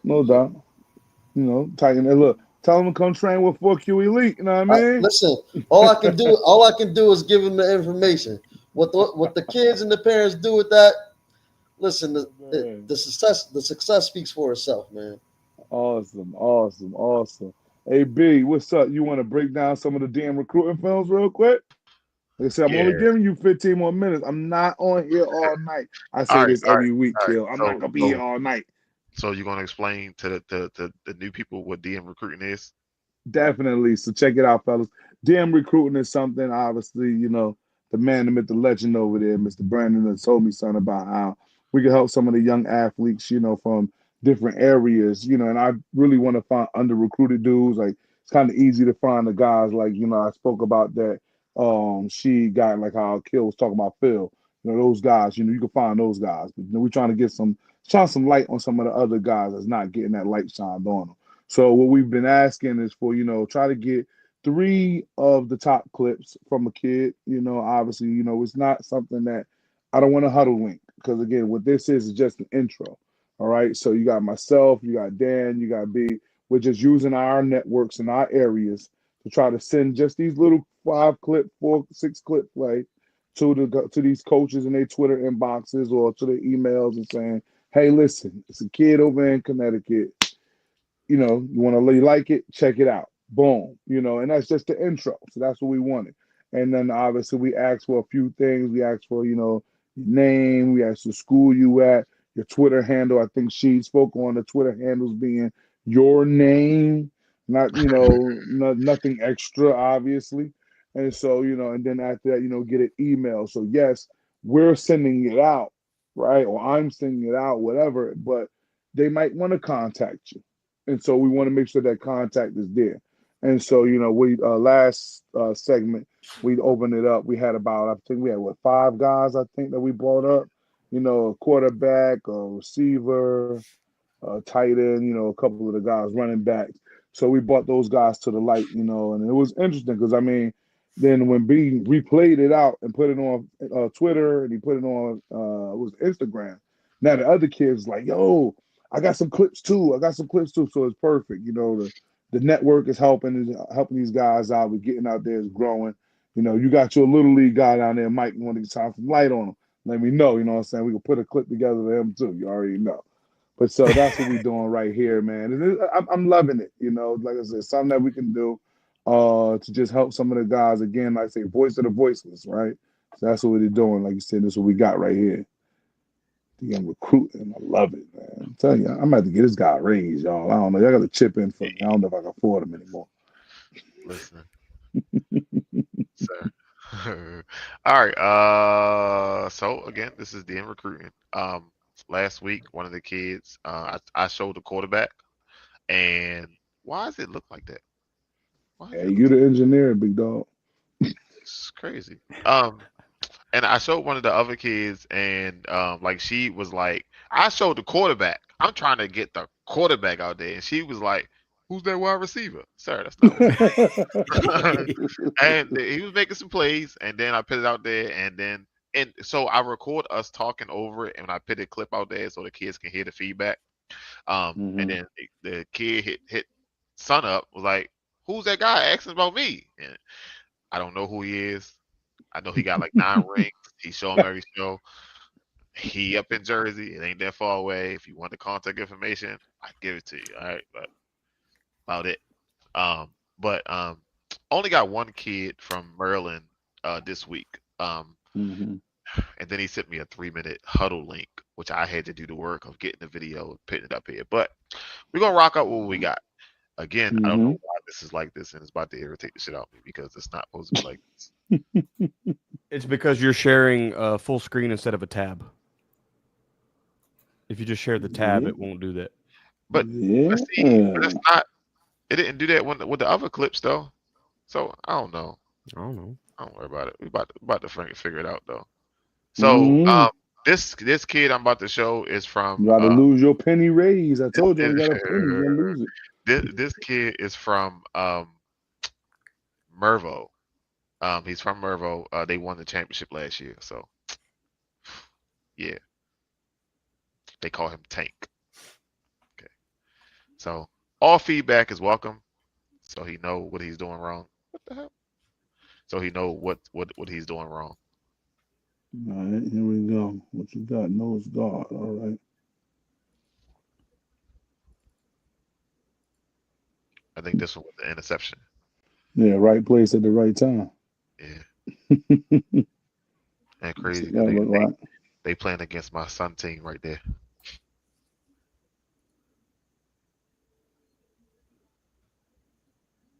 Mm. Go back. I'll let it replay. I want to see that from the beginning. See where you're coming from. Okay. Mm. Mhm.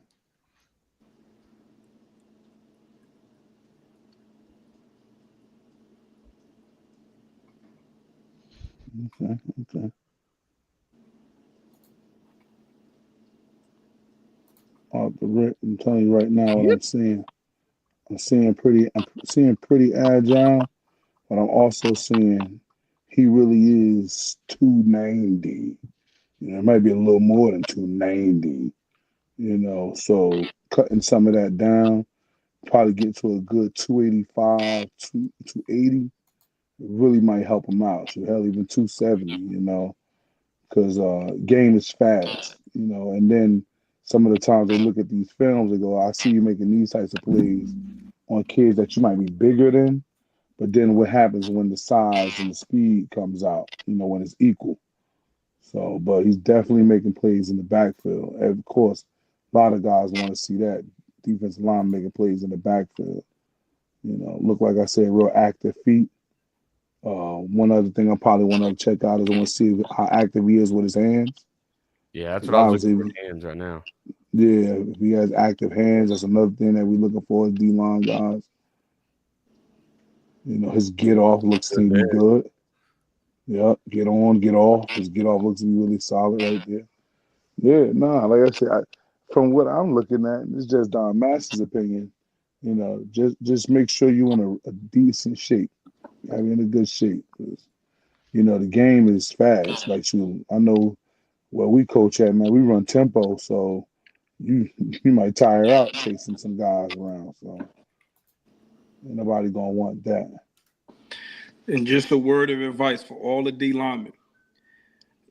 Make sure you like circle who you are before the play because a lot of coaches like to look at your get off. If you're first Yes. off the ball, if you're last off the ball, like that's really important, especially for a big guy like that.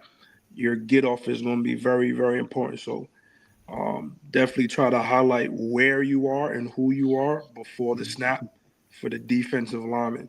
so they can really see that, like Max was saying, your get off, your hand placement. Are you pressing and locking, or are you just a big guy leaning on people? So Yeah, I was thinking the same thing, Coach. Those first couple clips that they showed was already well into the play. Yeah. Like when I said you had to come back to it, that's one of the things where you want to definitely identify. And since he got huddle, there's definitely a huddle clip right there. Man, that should be no brainer. You yeah, know what I mean? he No looks brainer he how you looks do it. athletic for his size. Like Max Mm-hmm. said, probably want to get that size down. But again, these colleges ain't got time to figure out where you are and who you are. Highlight it before the snap and make it easier for them to see where you at. Mm-hmm. Hey, Joan, I think when we get to some other clips that we got from the other kids, we're going to talk about exactly that.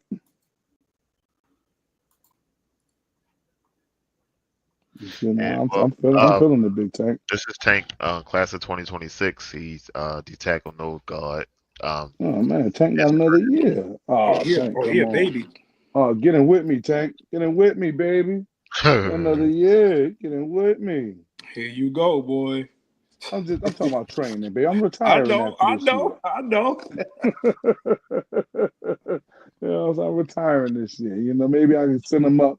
No, spend some time with me in Pro Edge. I'm going to Pro Edge. You already know. Come on, man. All right. I think that's the last one, and then we flip over to Jersey. Yeah, and Jersey guys is ignorant. Sir. Because we just talked about this. I'm telling you, wait till you see it. We just talked about highlighting yourself. Highlight yourself. No, I need the clips. Oh, here you go, Coach. I want to get some of my kids, but we didn't pay for L Huddle, so I can't get some of my own kids because they don't have clips. That's a whole nother issue at hand. All right, let's go to Jersey. I need a guy on here. Hey, listen, you in the building now, man. So you already know. Hold on, let me go back. I feel like we missed it. All right. It's gonna be quick. You know what I mean? I might even have to slow mo it. So now, see, we're looking for them. You know what I mean? Like how Coach She said, you want to make sure you highlight yourself. On these clips, especially on that one. That one goes so fast. This is a bunch of white jerseys. So again, we're talking about marketing yourself.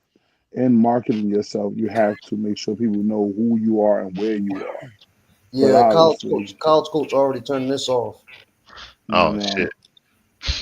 He said already turned it off. God, because it's just hard to find where he's at. Yeah, we already watched 3 clips. We don't know who he is. Yeah, like he's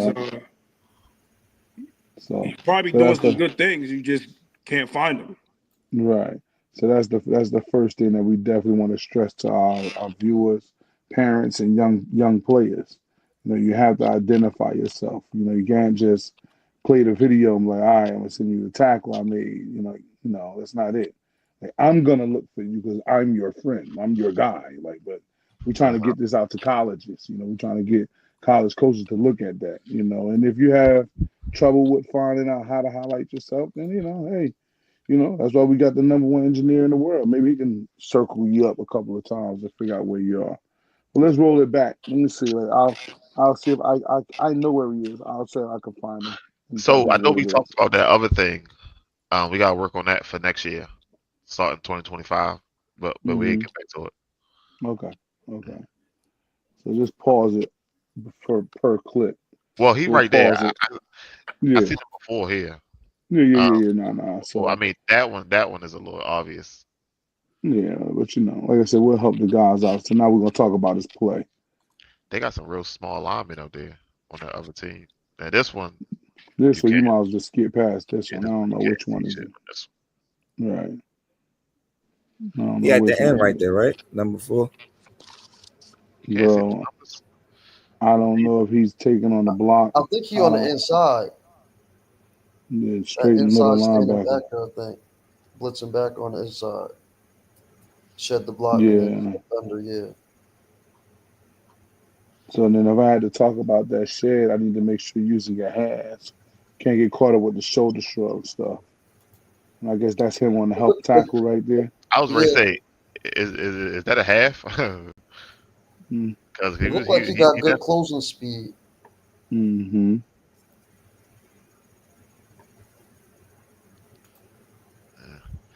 All right, let's go to a different part of Jersey.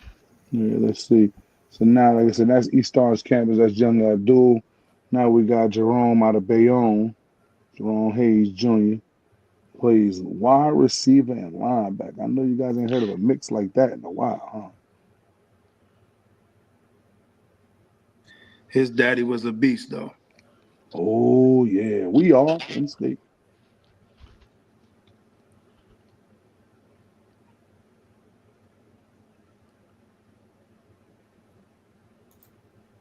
So if he plays linebacker and wide receiver, is he fast or is he tough? Like, because that's a weird combination. I think I'll say he play more outside backer, right? Like a nickel. It depends He, what defense he in too. I'm a little biased because I know him. He's a backer. He's Middle? probably just a playing receiver because he's one of their better players Yeah. at Bayonne, but he's a true linebacker. Middle, Coach E? Middle linebacker? He can move. He can move around. Damn. Yeah, he can play inside or outside. Yeah. If you know who his dad is Jerome Hayes. He's thick. Yeah, he's built So just like his father. let's go. Hey, pause it there. Pause it there. Go back. Let's pause it. So that way I could actually show June exactly where he's at on this one. And again, this is just us again. So we're talking about these guys and identifying yourself. Yeah. So the stand-up backer. Oh, did I do that? Oh, yeah. Yep. So that's him right there, right there in the he middle. in the mix. Okay. Yeah. Y'all see what I was talking about. I thought when y'all said linebacker, I thought he'll be like out more outside back. God damn. No, that's a weird mix though. You like a receiver. But like she said, he's coming from good stock. Yeah. Right. His father is, it was like that. I believe won the state title when he was playing at Bayonne. Now he's head coaching at Bayonne and everything. Okay. Went to Penn State, Letterman, the whole 9 yards type of thing. So, like I said, he's one of them guys that come from good stock. And yeah, he is playing another position because, like she did say, he's probably one of the better guys, more consistent guys at it. Okay. As you can see, I believe he caught 2 fade balls. And the first one I'm gonna attribute that to a good catch. I like the concentration on it. I really want to get to that next one because that next one was the one when he makes the catch and he pulls away. Like that's what they're looking for. They're looking to see you get away. I think this is the clip right here, right? Yeah. Top of the screen. Get the release, track the ball, and I'm out of there. Again. I got a question. Talk about you it. play wide receiver and you play safety. Do you pit 2 different clips together, or do you pit them together and you say I could play both when you send it to these recruiters? One tape. One-sided? You only sending one side, kill? No. You one tape. You put both sides on it. Yeah. That's what I would do. I mean, I'm always big on trying to show your versatility. So, I want to see, honestly, it'd be like, give me your best offensive, whichever one you really like. Like you're a kid trying to be a receiver. All right, give me your best receiver clip, then give me your best safety clip. You know what I mean? And it's got to be good though. Like, don't give me a 70-yard touchdown, and then you just give me a pass deflection. Unless it's one of them good ones. I don't know.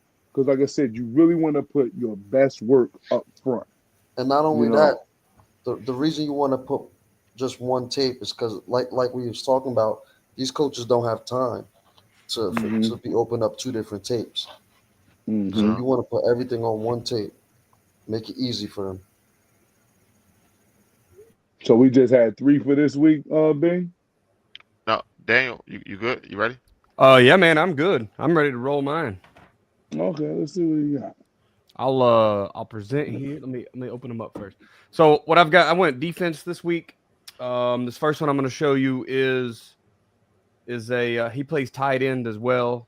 He is the most physical kid I've ever seen on a football field. I don't know that I picked these. Some of them will highlight him before, but I'll tell you who he is. I've been hearing y'all talking about. Let's see. Make sure I'm sharing my screen. Yeah. My kill last week, Dan gave us a beast. Hey, Beast running. this back. is yes, Crazy. that cat could go too. So you should be seeing it now. So we'll just let it ride here. So this is actually the one clip from last year because he played DM, but I wanted to what y'all to see him just manhandling folks. I just missed all that shit. I don't know how. We talked about Word. getting your hands on a guy. That's what we talking about with the other kid early. Oh, I didn't. He's the outside linebacker here. He's about to. I screwed this up. I'll try to point him out from now on. He goes for a pick there. It's my fault. I pulled all these off huddle to make the clip. So when we run back through it, I'll pause it a little bit. Mm-hmm. Just find the guy that's running into people. Yeah, that's him, right? 5'11". Yeah, Number 44 here. He's coming out. He's working out to this flat, rocking that dude, and then he just keeps working. Yeah, just find that guy. See, like, if you don't highlight who you are before, if you're doing stuff like this, it's easy to find. We'll find you. Yeah, we'll find you. Pure violence. Yes. Violence. But He is. now, that's what you're looking for. You showing me a Absolutely clip. You low. So telling looking at me 44 here, he's going to play a little tight end here just so you can see him down block. This is the one clip. Once again, with minimal clips, I can't show his full body of work. I'm sorry. This is running a route. I didn't even get a down block. I just want to see them hands. Soft, baby. them hands. Let me roll it back one more time. So here he's playing defensive end on the left side of the screen. Yeah, this is the first one. Yak. Look at that. I'll do sound effects. I don't care. What he said? 2025. Right here, he's going to play this outside linebacker, and this is just a patience play for me. I know the inside's going crazy, but he's just able to do his job, track the ball, give it here. Here, number 44, so he's sitting outside backer here,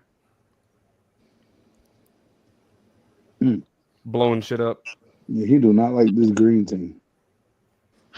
He kind of just hates everybody. You know what I mean? Like if you're not in purple and gold, you're gonna have a bad day. Here he's playing over here, like a stacked up outside backer. Oh yeah, this the play right here. Please come block me. Them kids don't want to play them. Like that, I mean, I messed this part up. He probably plays a better down blocking tight end than he does defensive on defense, but just causing havoc. I thought that was really good, just not getting chewed up by that little reverse play. And of course, soft hands. He does not currently have his own Twitter. The Twitter on there is our football team. So if anybody wanted to contact him, Coach will get him to the right place. Okay.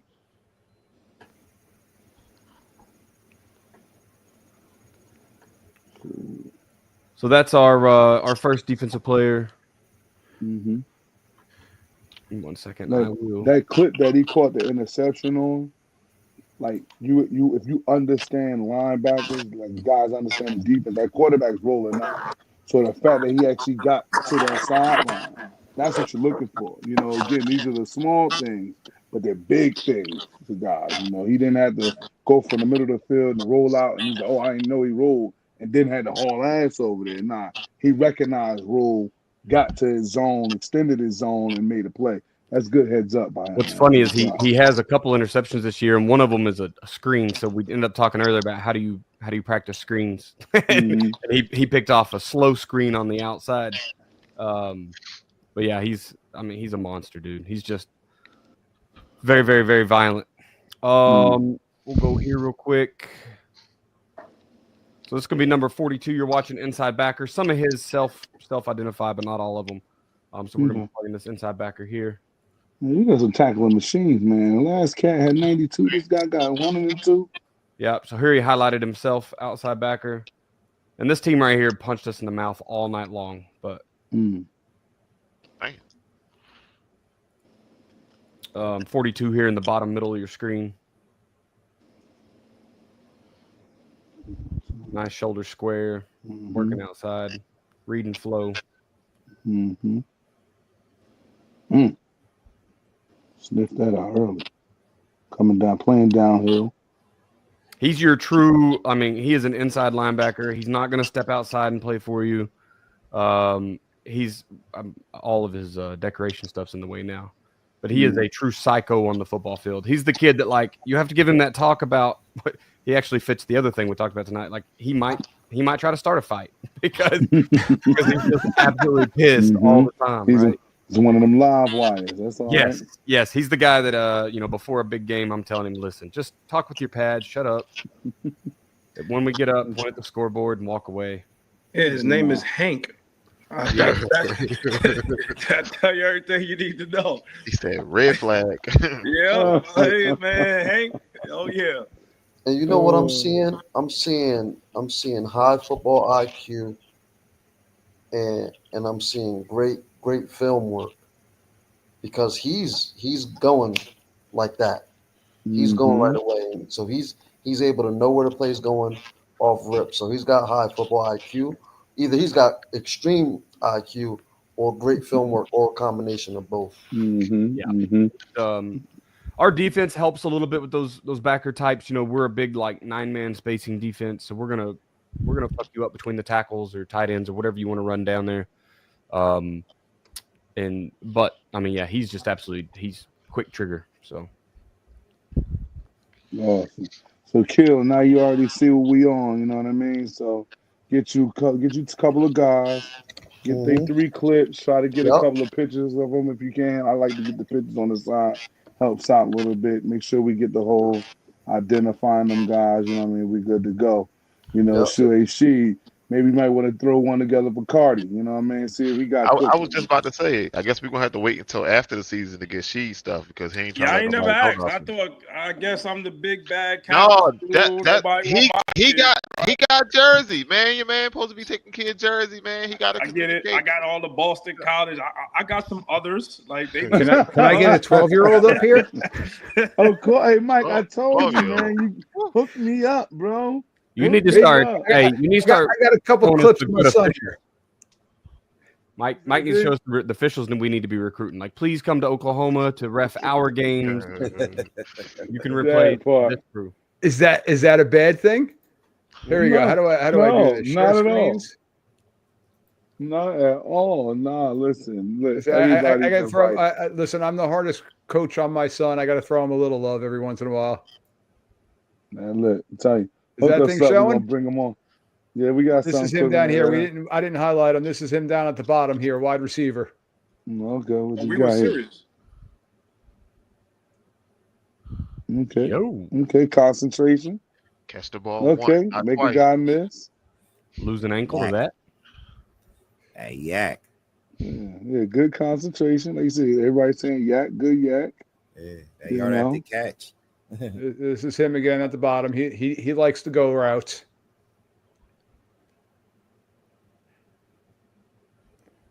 You got to throw him some love. You'd be like, Dad, what the hell are you on the damn phone for all night? High pointing the ball. See? Yeah. Went up to get that. Made that one throw a tantrum. Yeah. You get it 12. I can't believe it. And where is he? He's up top here. We're going to throw a little. Here you go with your screens. We got a screen going on up top there. To the boundary. Trips to the boundary. Tunnel screen action happening right here. Nice. Bang, bang. No, get in there. Tall guys running screens. I like it. So now I can tell my son that I gave him some love. You got a very quick first step. What's that? Very quick first step. Mm-hmm. Yeah, you want to say an anomaly? He's a wide receiver, defensive end. There we go. Got another one, boys. Oh, we got one of those. But I don't think he should be playing defensive end. I think he should be like a nickel, but I don't run anything. It all depends on what your defense needs. Hey, and it depends on who you got on the roster, man. And every week these teams are putting 300 yards on us. Best 11 kids got to play, and you fit them where they fit. And fit them where they fit, man. Like, look, I got some guys. I got one guy that look like a Division I lineman, a defensive end.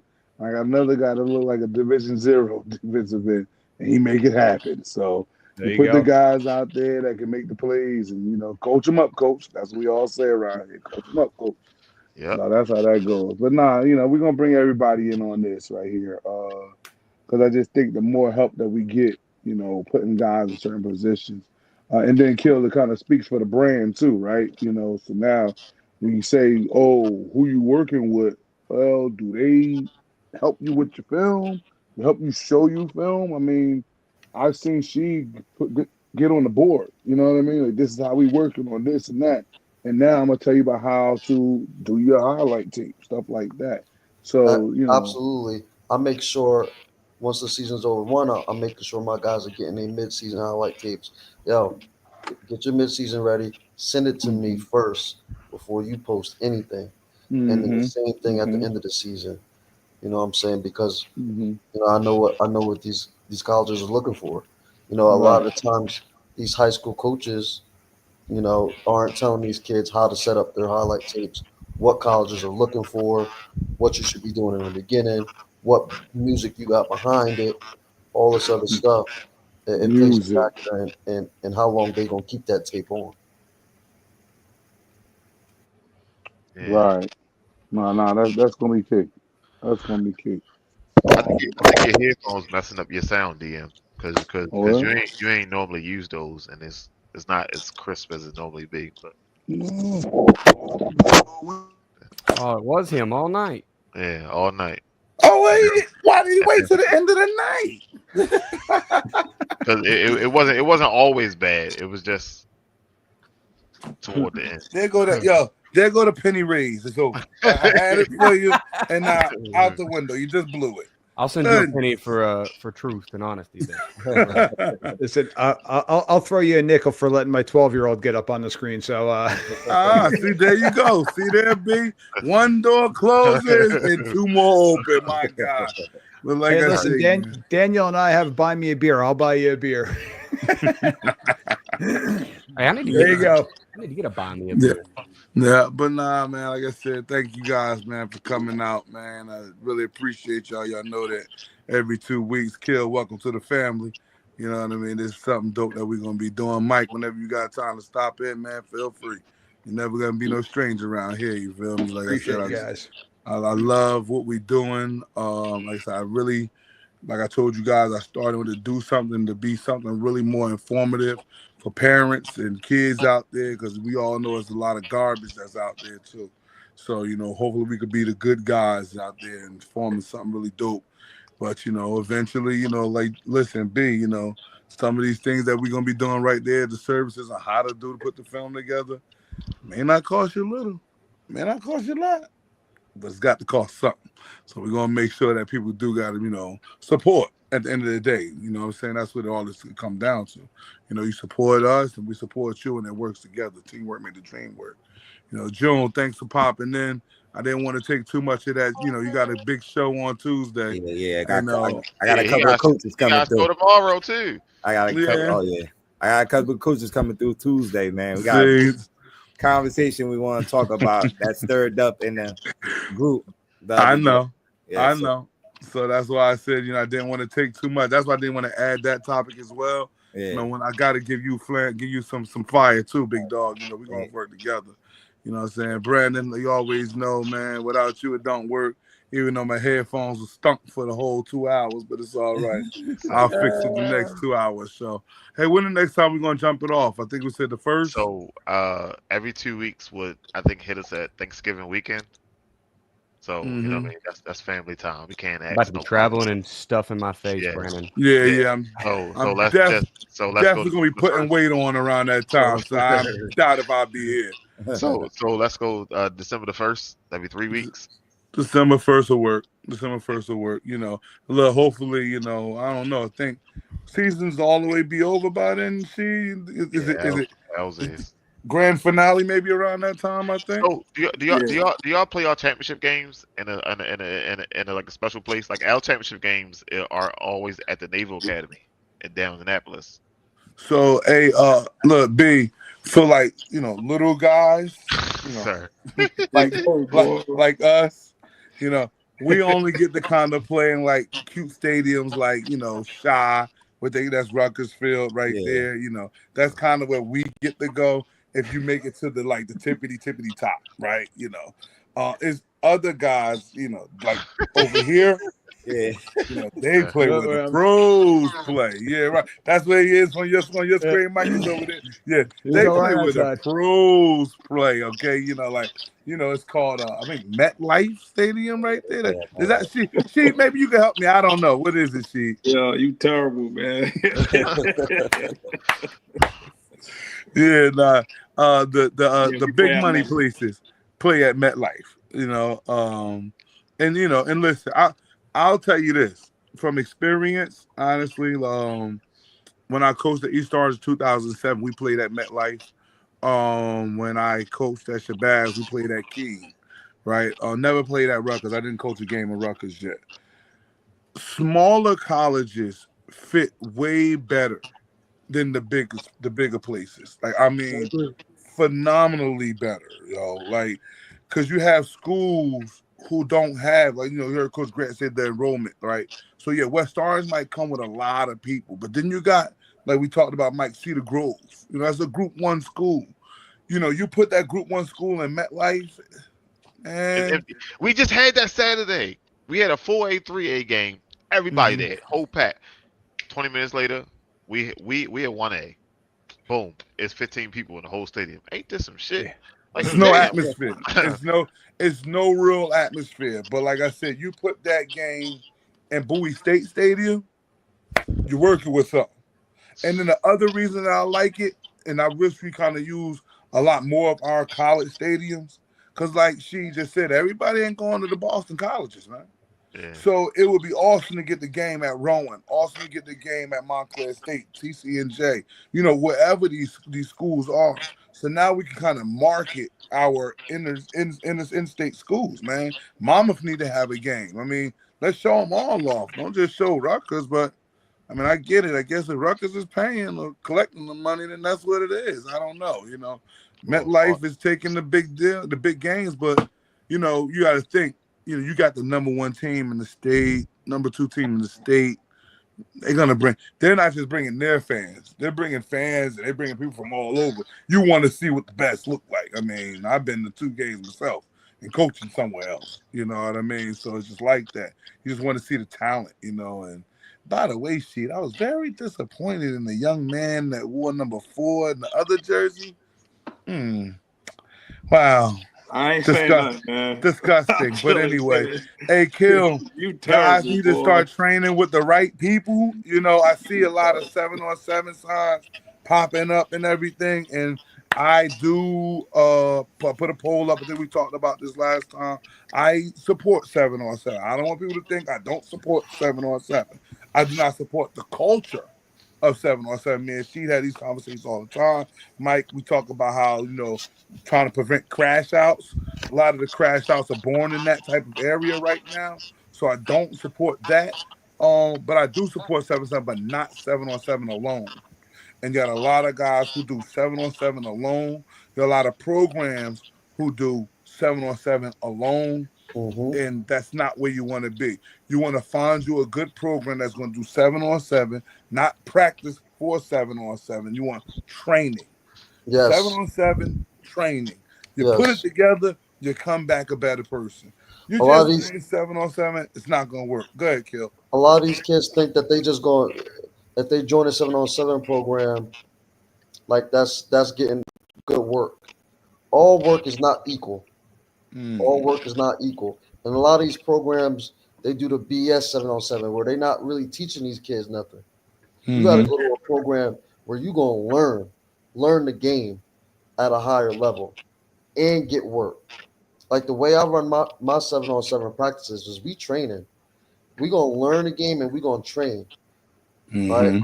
A lot of programs don't even practice. Kids don't even got to go to practice. No, yeah, just show up. Which I don't get that. Here we go. We're running this. We're running this. Here we go. You got that. You got this. Run it. But hey, it's tough. It's tough. But like we said, do your homework. That's what I always say, and I hope people are doing their homework. If you want to ask me a question, you can, because I have no dog in the race. I do not have a 7-on-17. So you can always feel free to ask me whatever you want to ask me. And like I said, look, B, you got me for 2.5 hours tonight. So now we closing this thing out. All right, so when are you doing your defensive line training? Because I got one kid that's aggressive, but he's not there yet. Okay, so I got defensive line training jumping off on December 1st. December 1st is going to be in Montclair. Oh, that's at a Center Sunday. Court.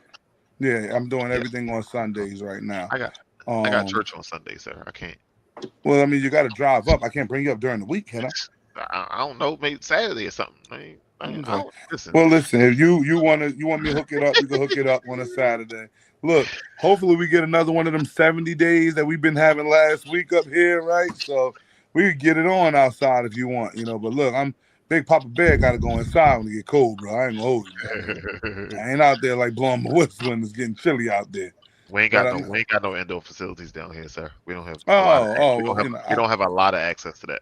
Oh well, I gotta pull to a couple of them, just a couple, maybe 2 or 3, that you come hang out at, But no, we'll talk about it, because I mean, if I do Saturdays, fortunately, right now I am like shit. I'm still in the race, so it's going to definitely have to be sometime in December, because I plan on being in the race for a good long time. You feel me? So that's how that's gonna go. But you already know. Let's see, Kill, you the new guy on deck, so go ahead, sign off first. Give us name, information, and like how to get in contact with you.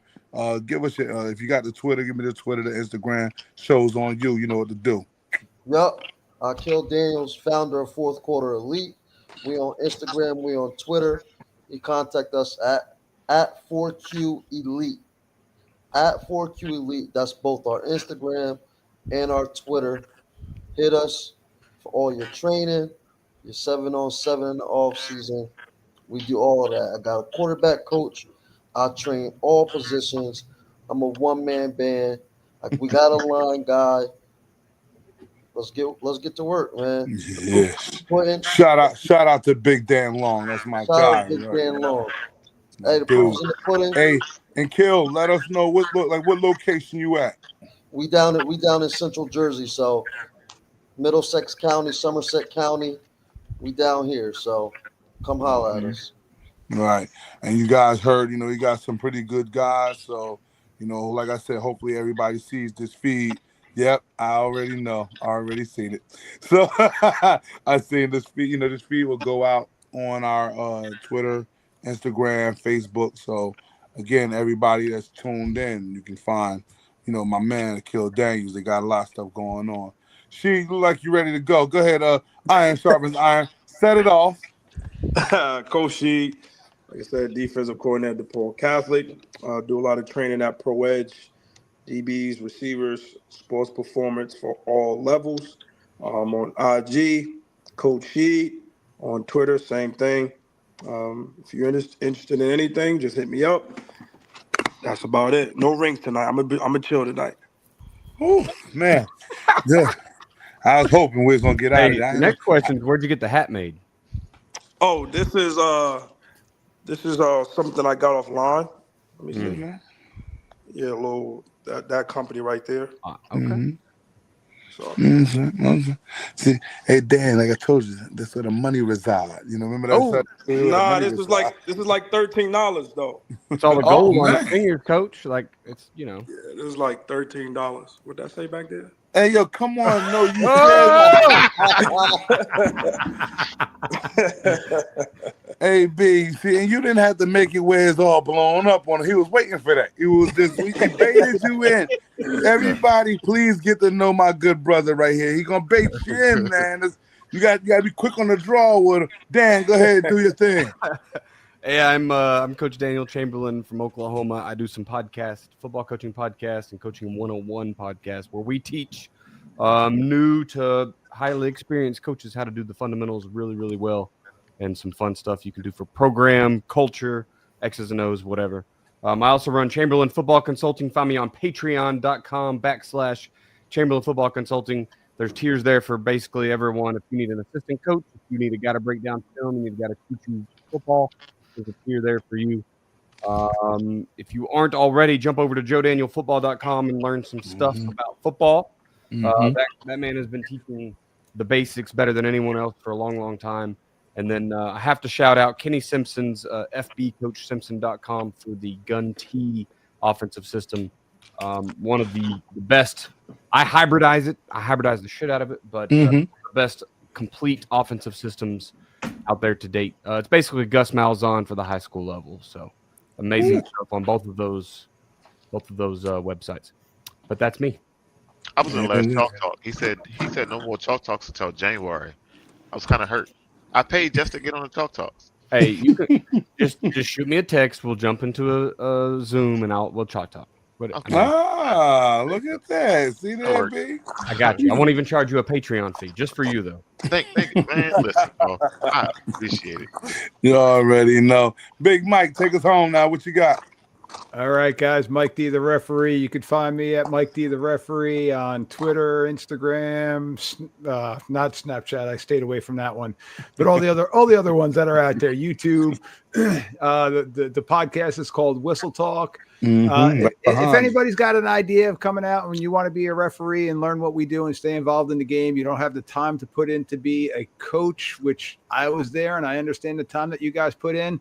It's a great way to free up some time and get you still involved in the game of football that I love so much. Guys, I appreciate you guys having me on. Coach Mass, Coach Sheet, I don't know if you're still around. I'm hoping to run into you guys in the next couple of weeks, either at Rutgers or at MetLife, but I'll know you after the game, not during the game. Hey, look, no problem. You already know, man. I love it. I know we way past our time, but has anybody offered you money to like miss a call? In real life, nah. I've had kids do it like jokingly, like, "Oh, here, Mr. Official, here's $2. Can you get us a call?" I'm like, "Son, I'm a lot more expensive than that." Yeah, nah. I'm losing my job. I need to retire.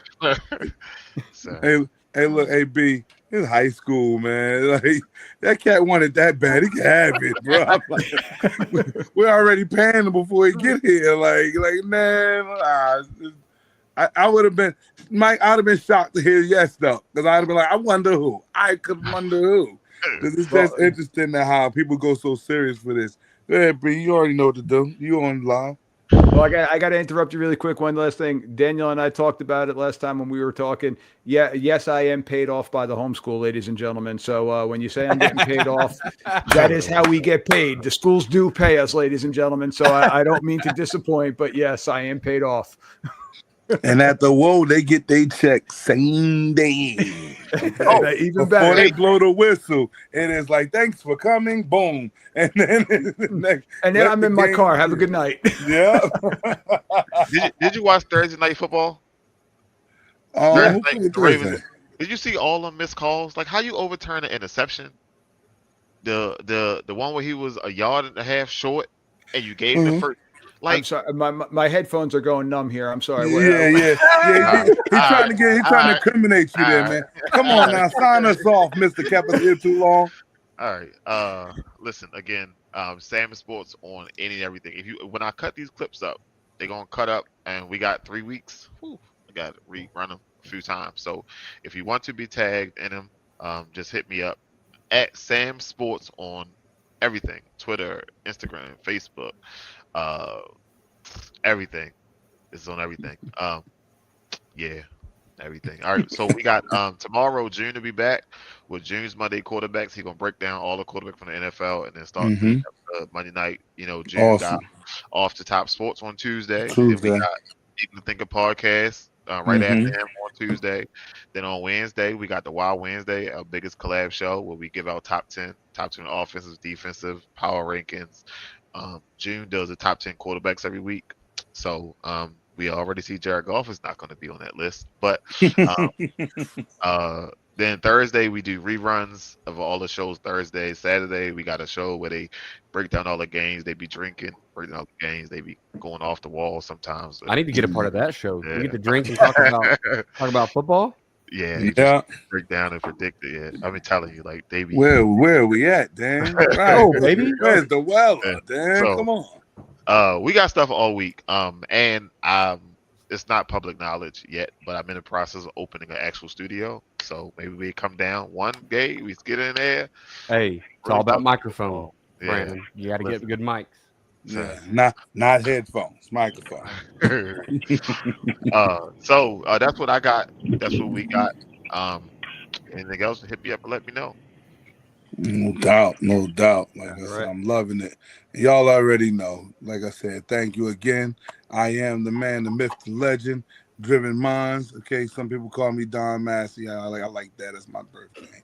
But the world knows me as DM. So you can follow me on Facebook at Driven Minds. You can follow me on Twitter at DM Football 258. You can follow me on Instagram at DM Football 258. Reason why I like 258 because the show don't never stop. All right. And so again, like I thank everybody that tuned into the show. I really appreciate. Like, comment, subscribe, send us questions, anything that you can. You know, if you want to have some type of insight on anything, you know what I mean? Listen, I'm gonna have the answer, and if I don't have the answer, I'll get the answer.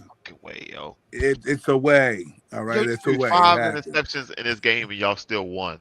This shit is crazy. You threw 5 picks, yo. And y'all celebrate. Y'all should just go ahead on your ass to the bus. Like, ain't no celebrating. No. Oh man, and that's the best host, and that's the best engineer, like I said, in America. So again, like I said, thank y'all. We'll be back December 1st. Like I said, clips going to be tagged. So I'm gonna probably tag everybody in, obviously, that I follow, and then we'll go from there. So, but again, tell a friend that it's done, man. Coach's Corner. We out.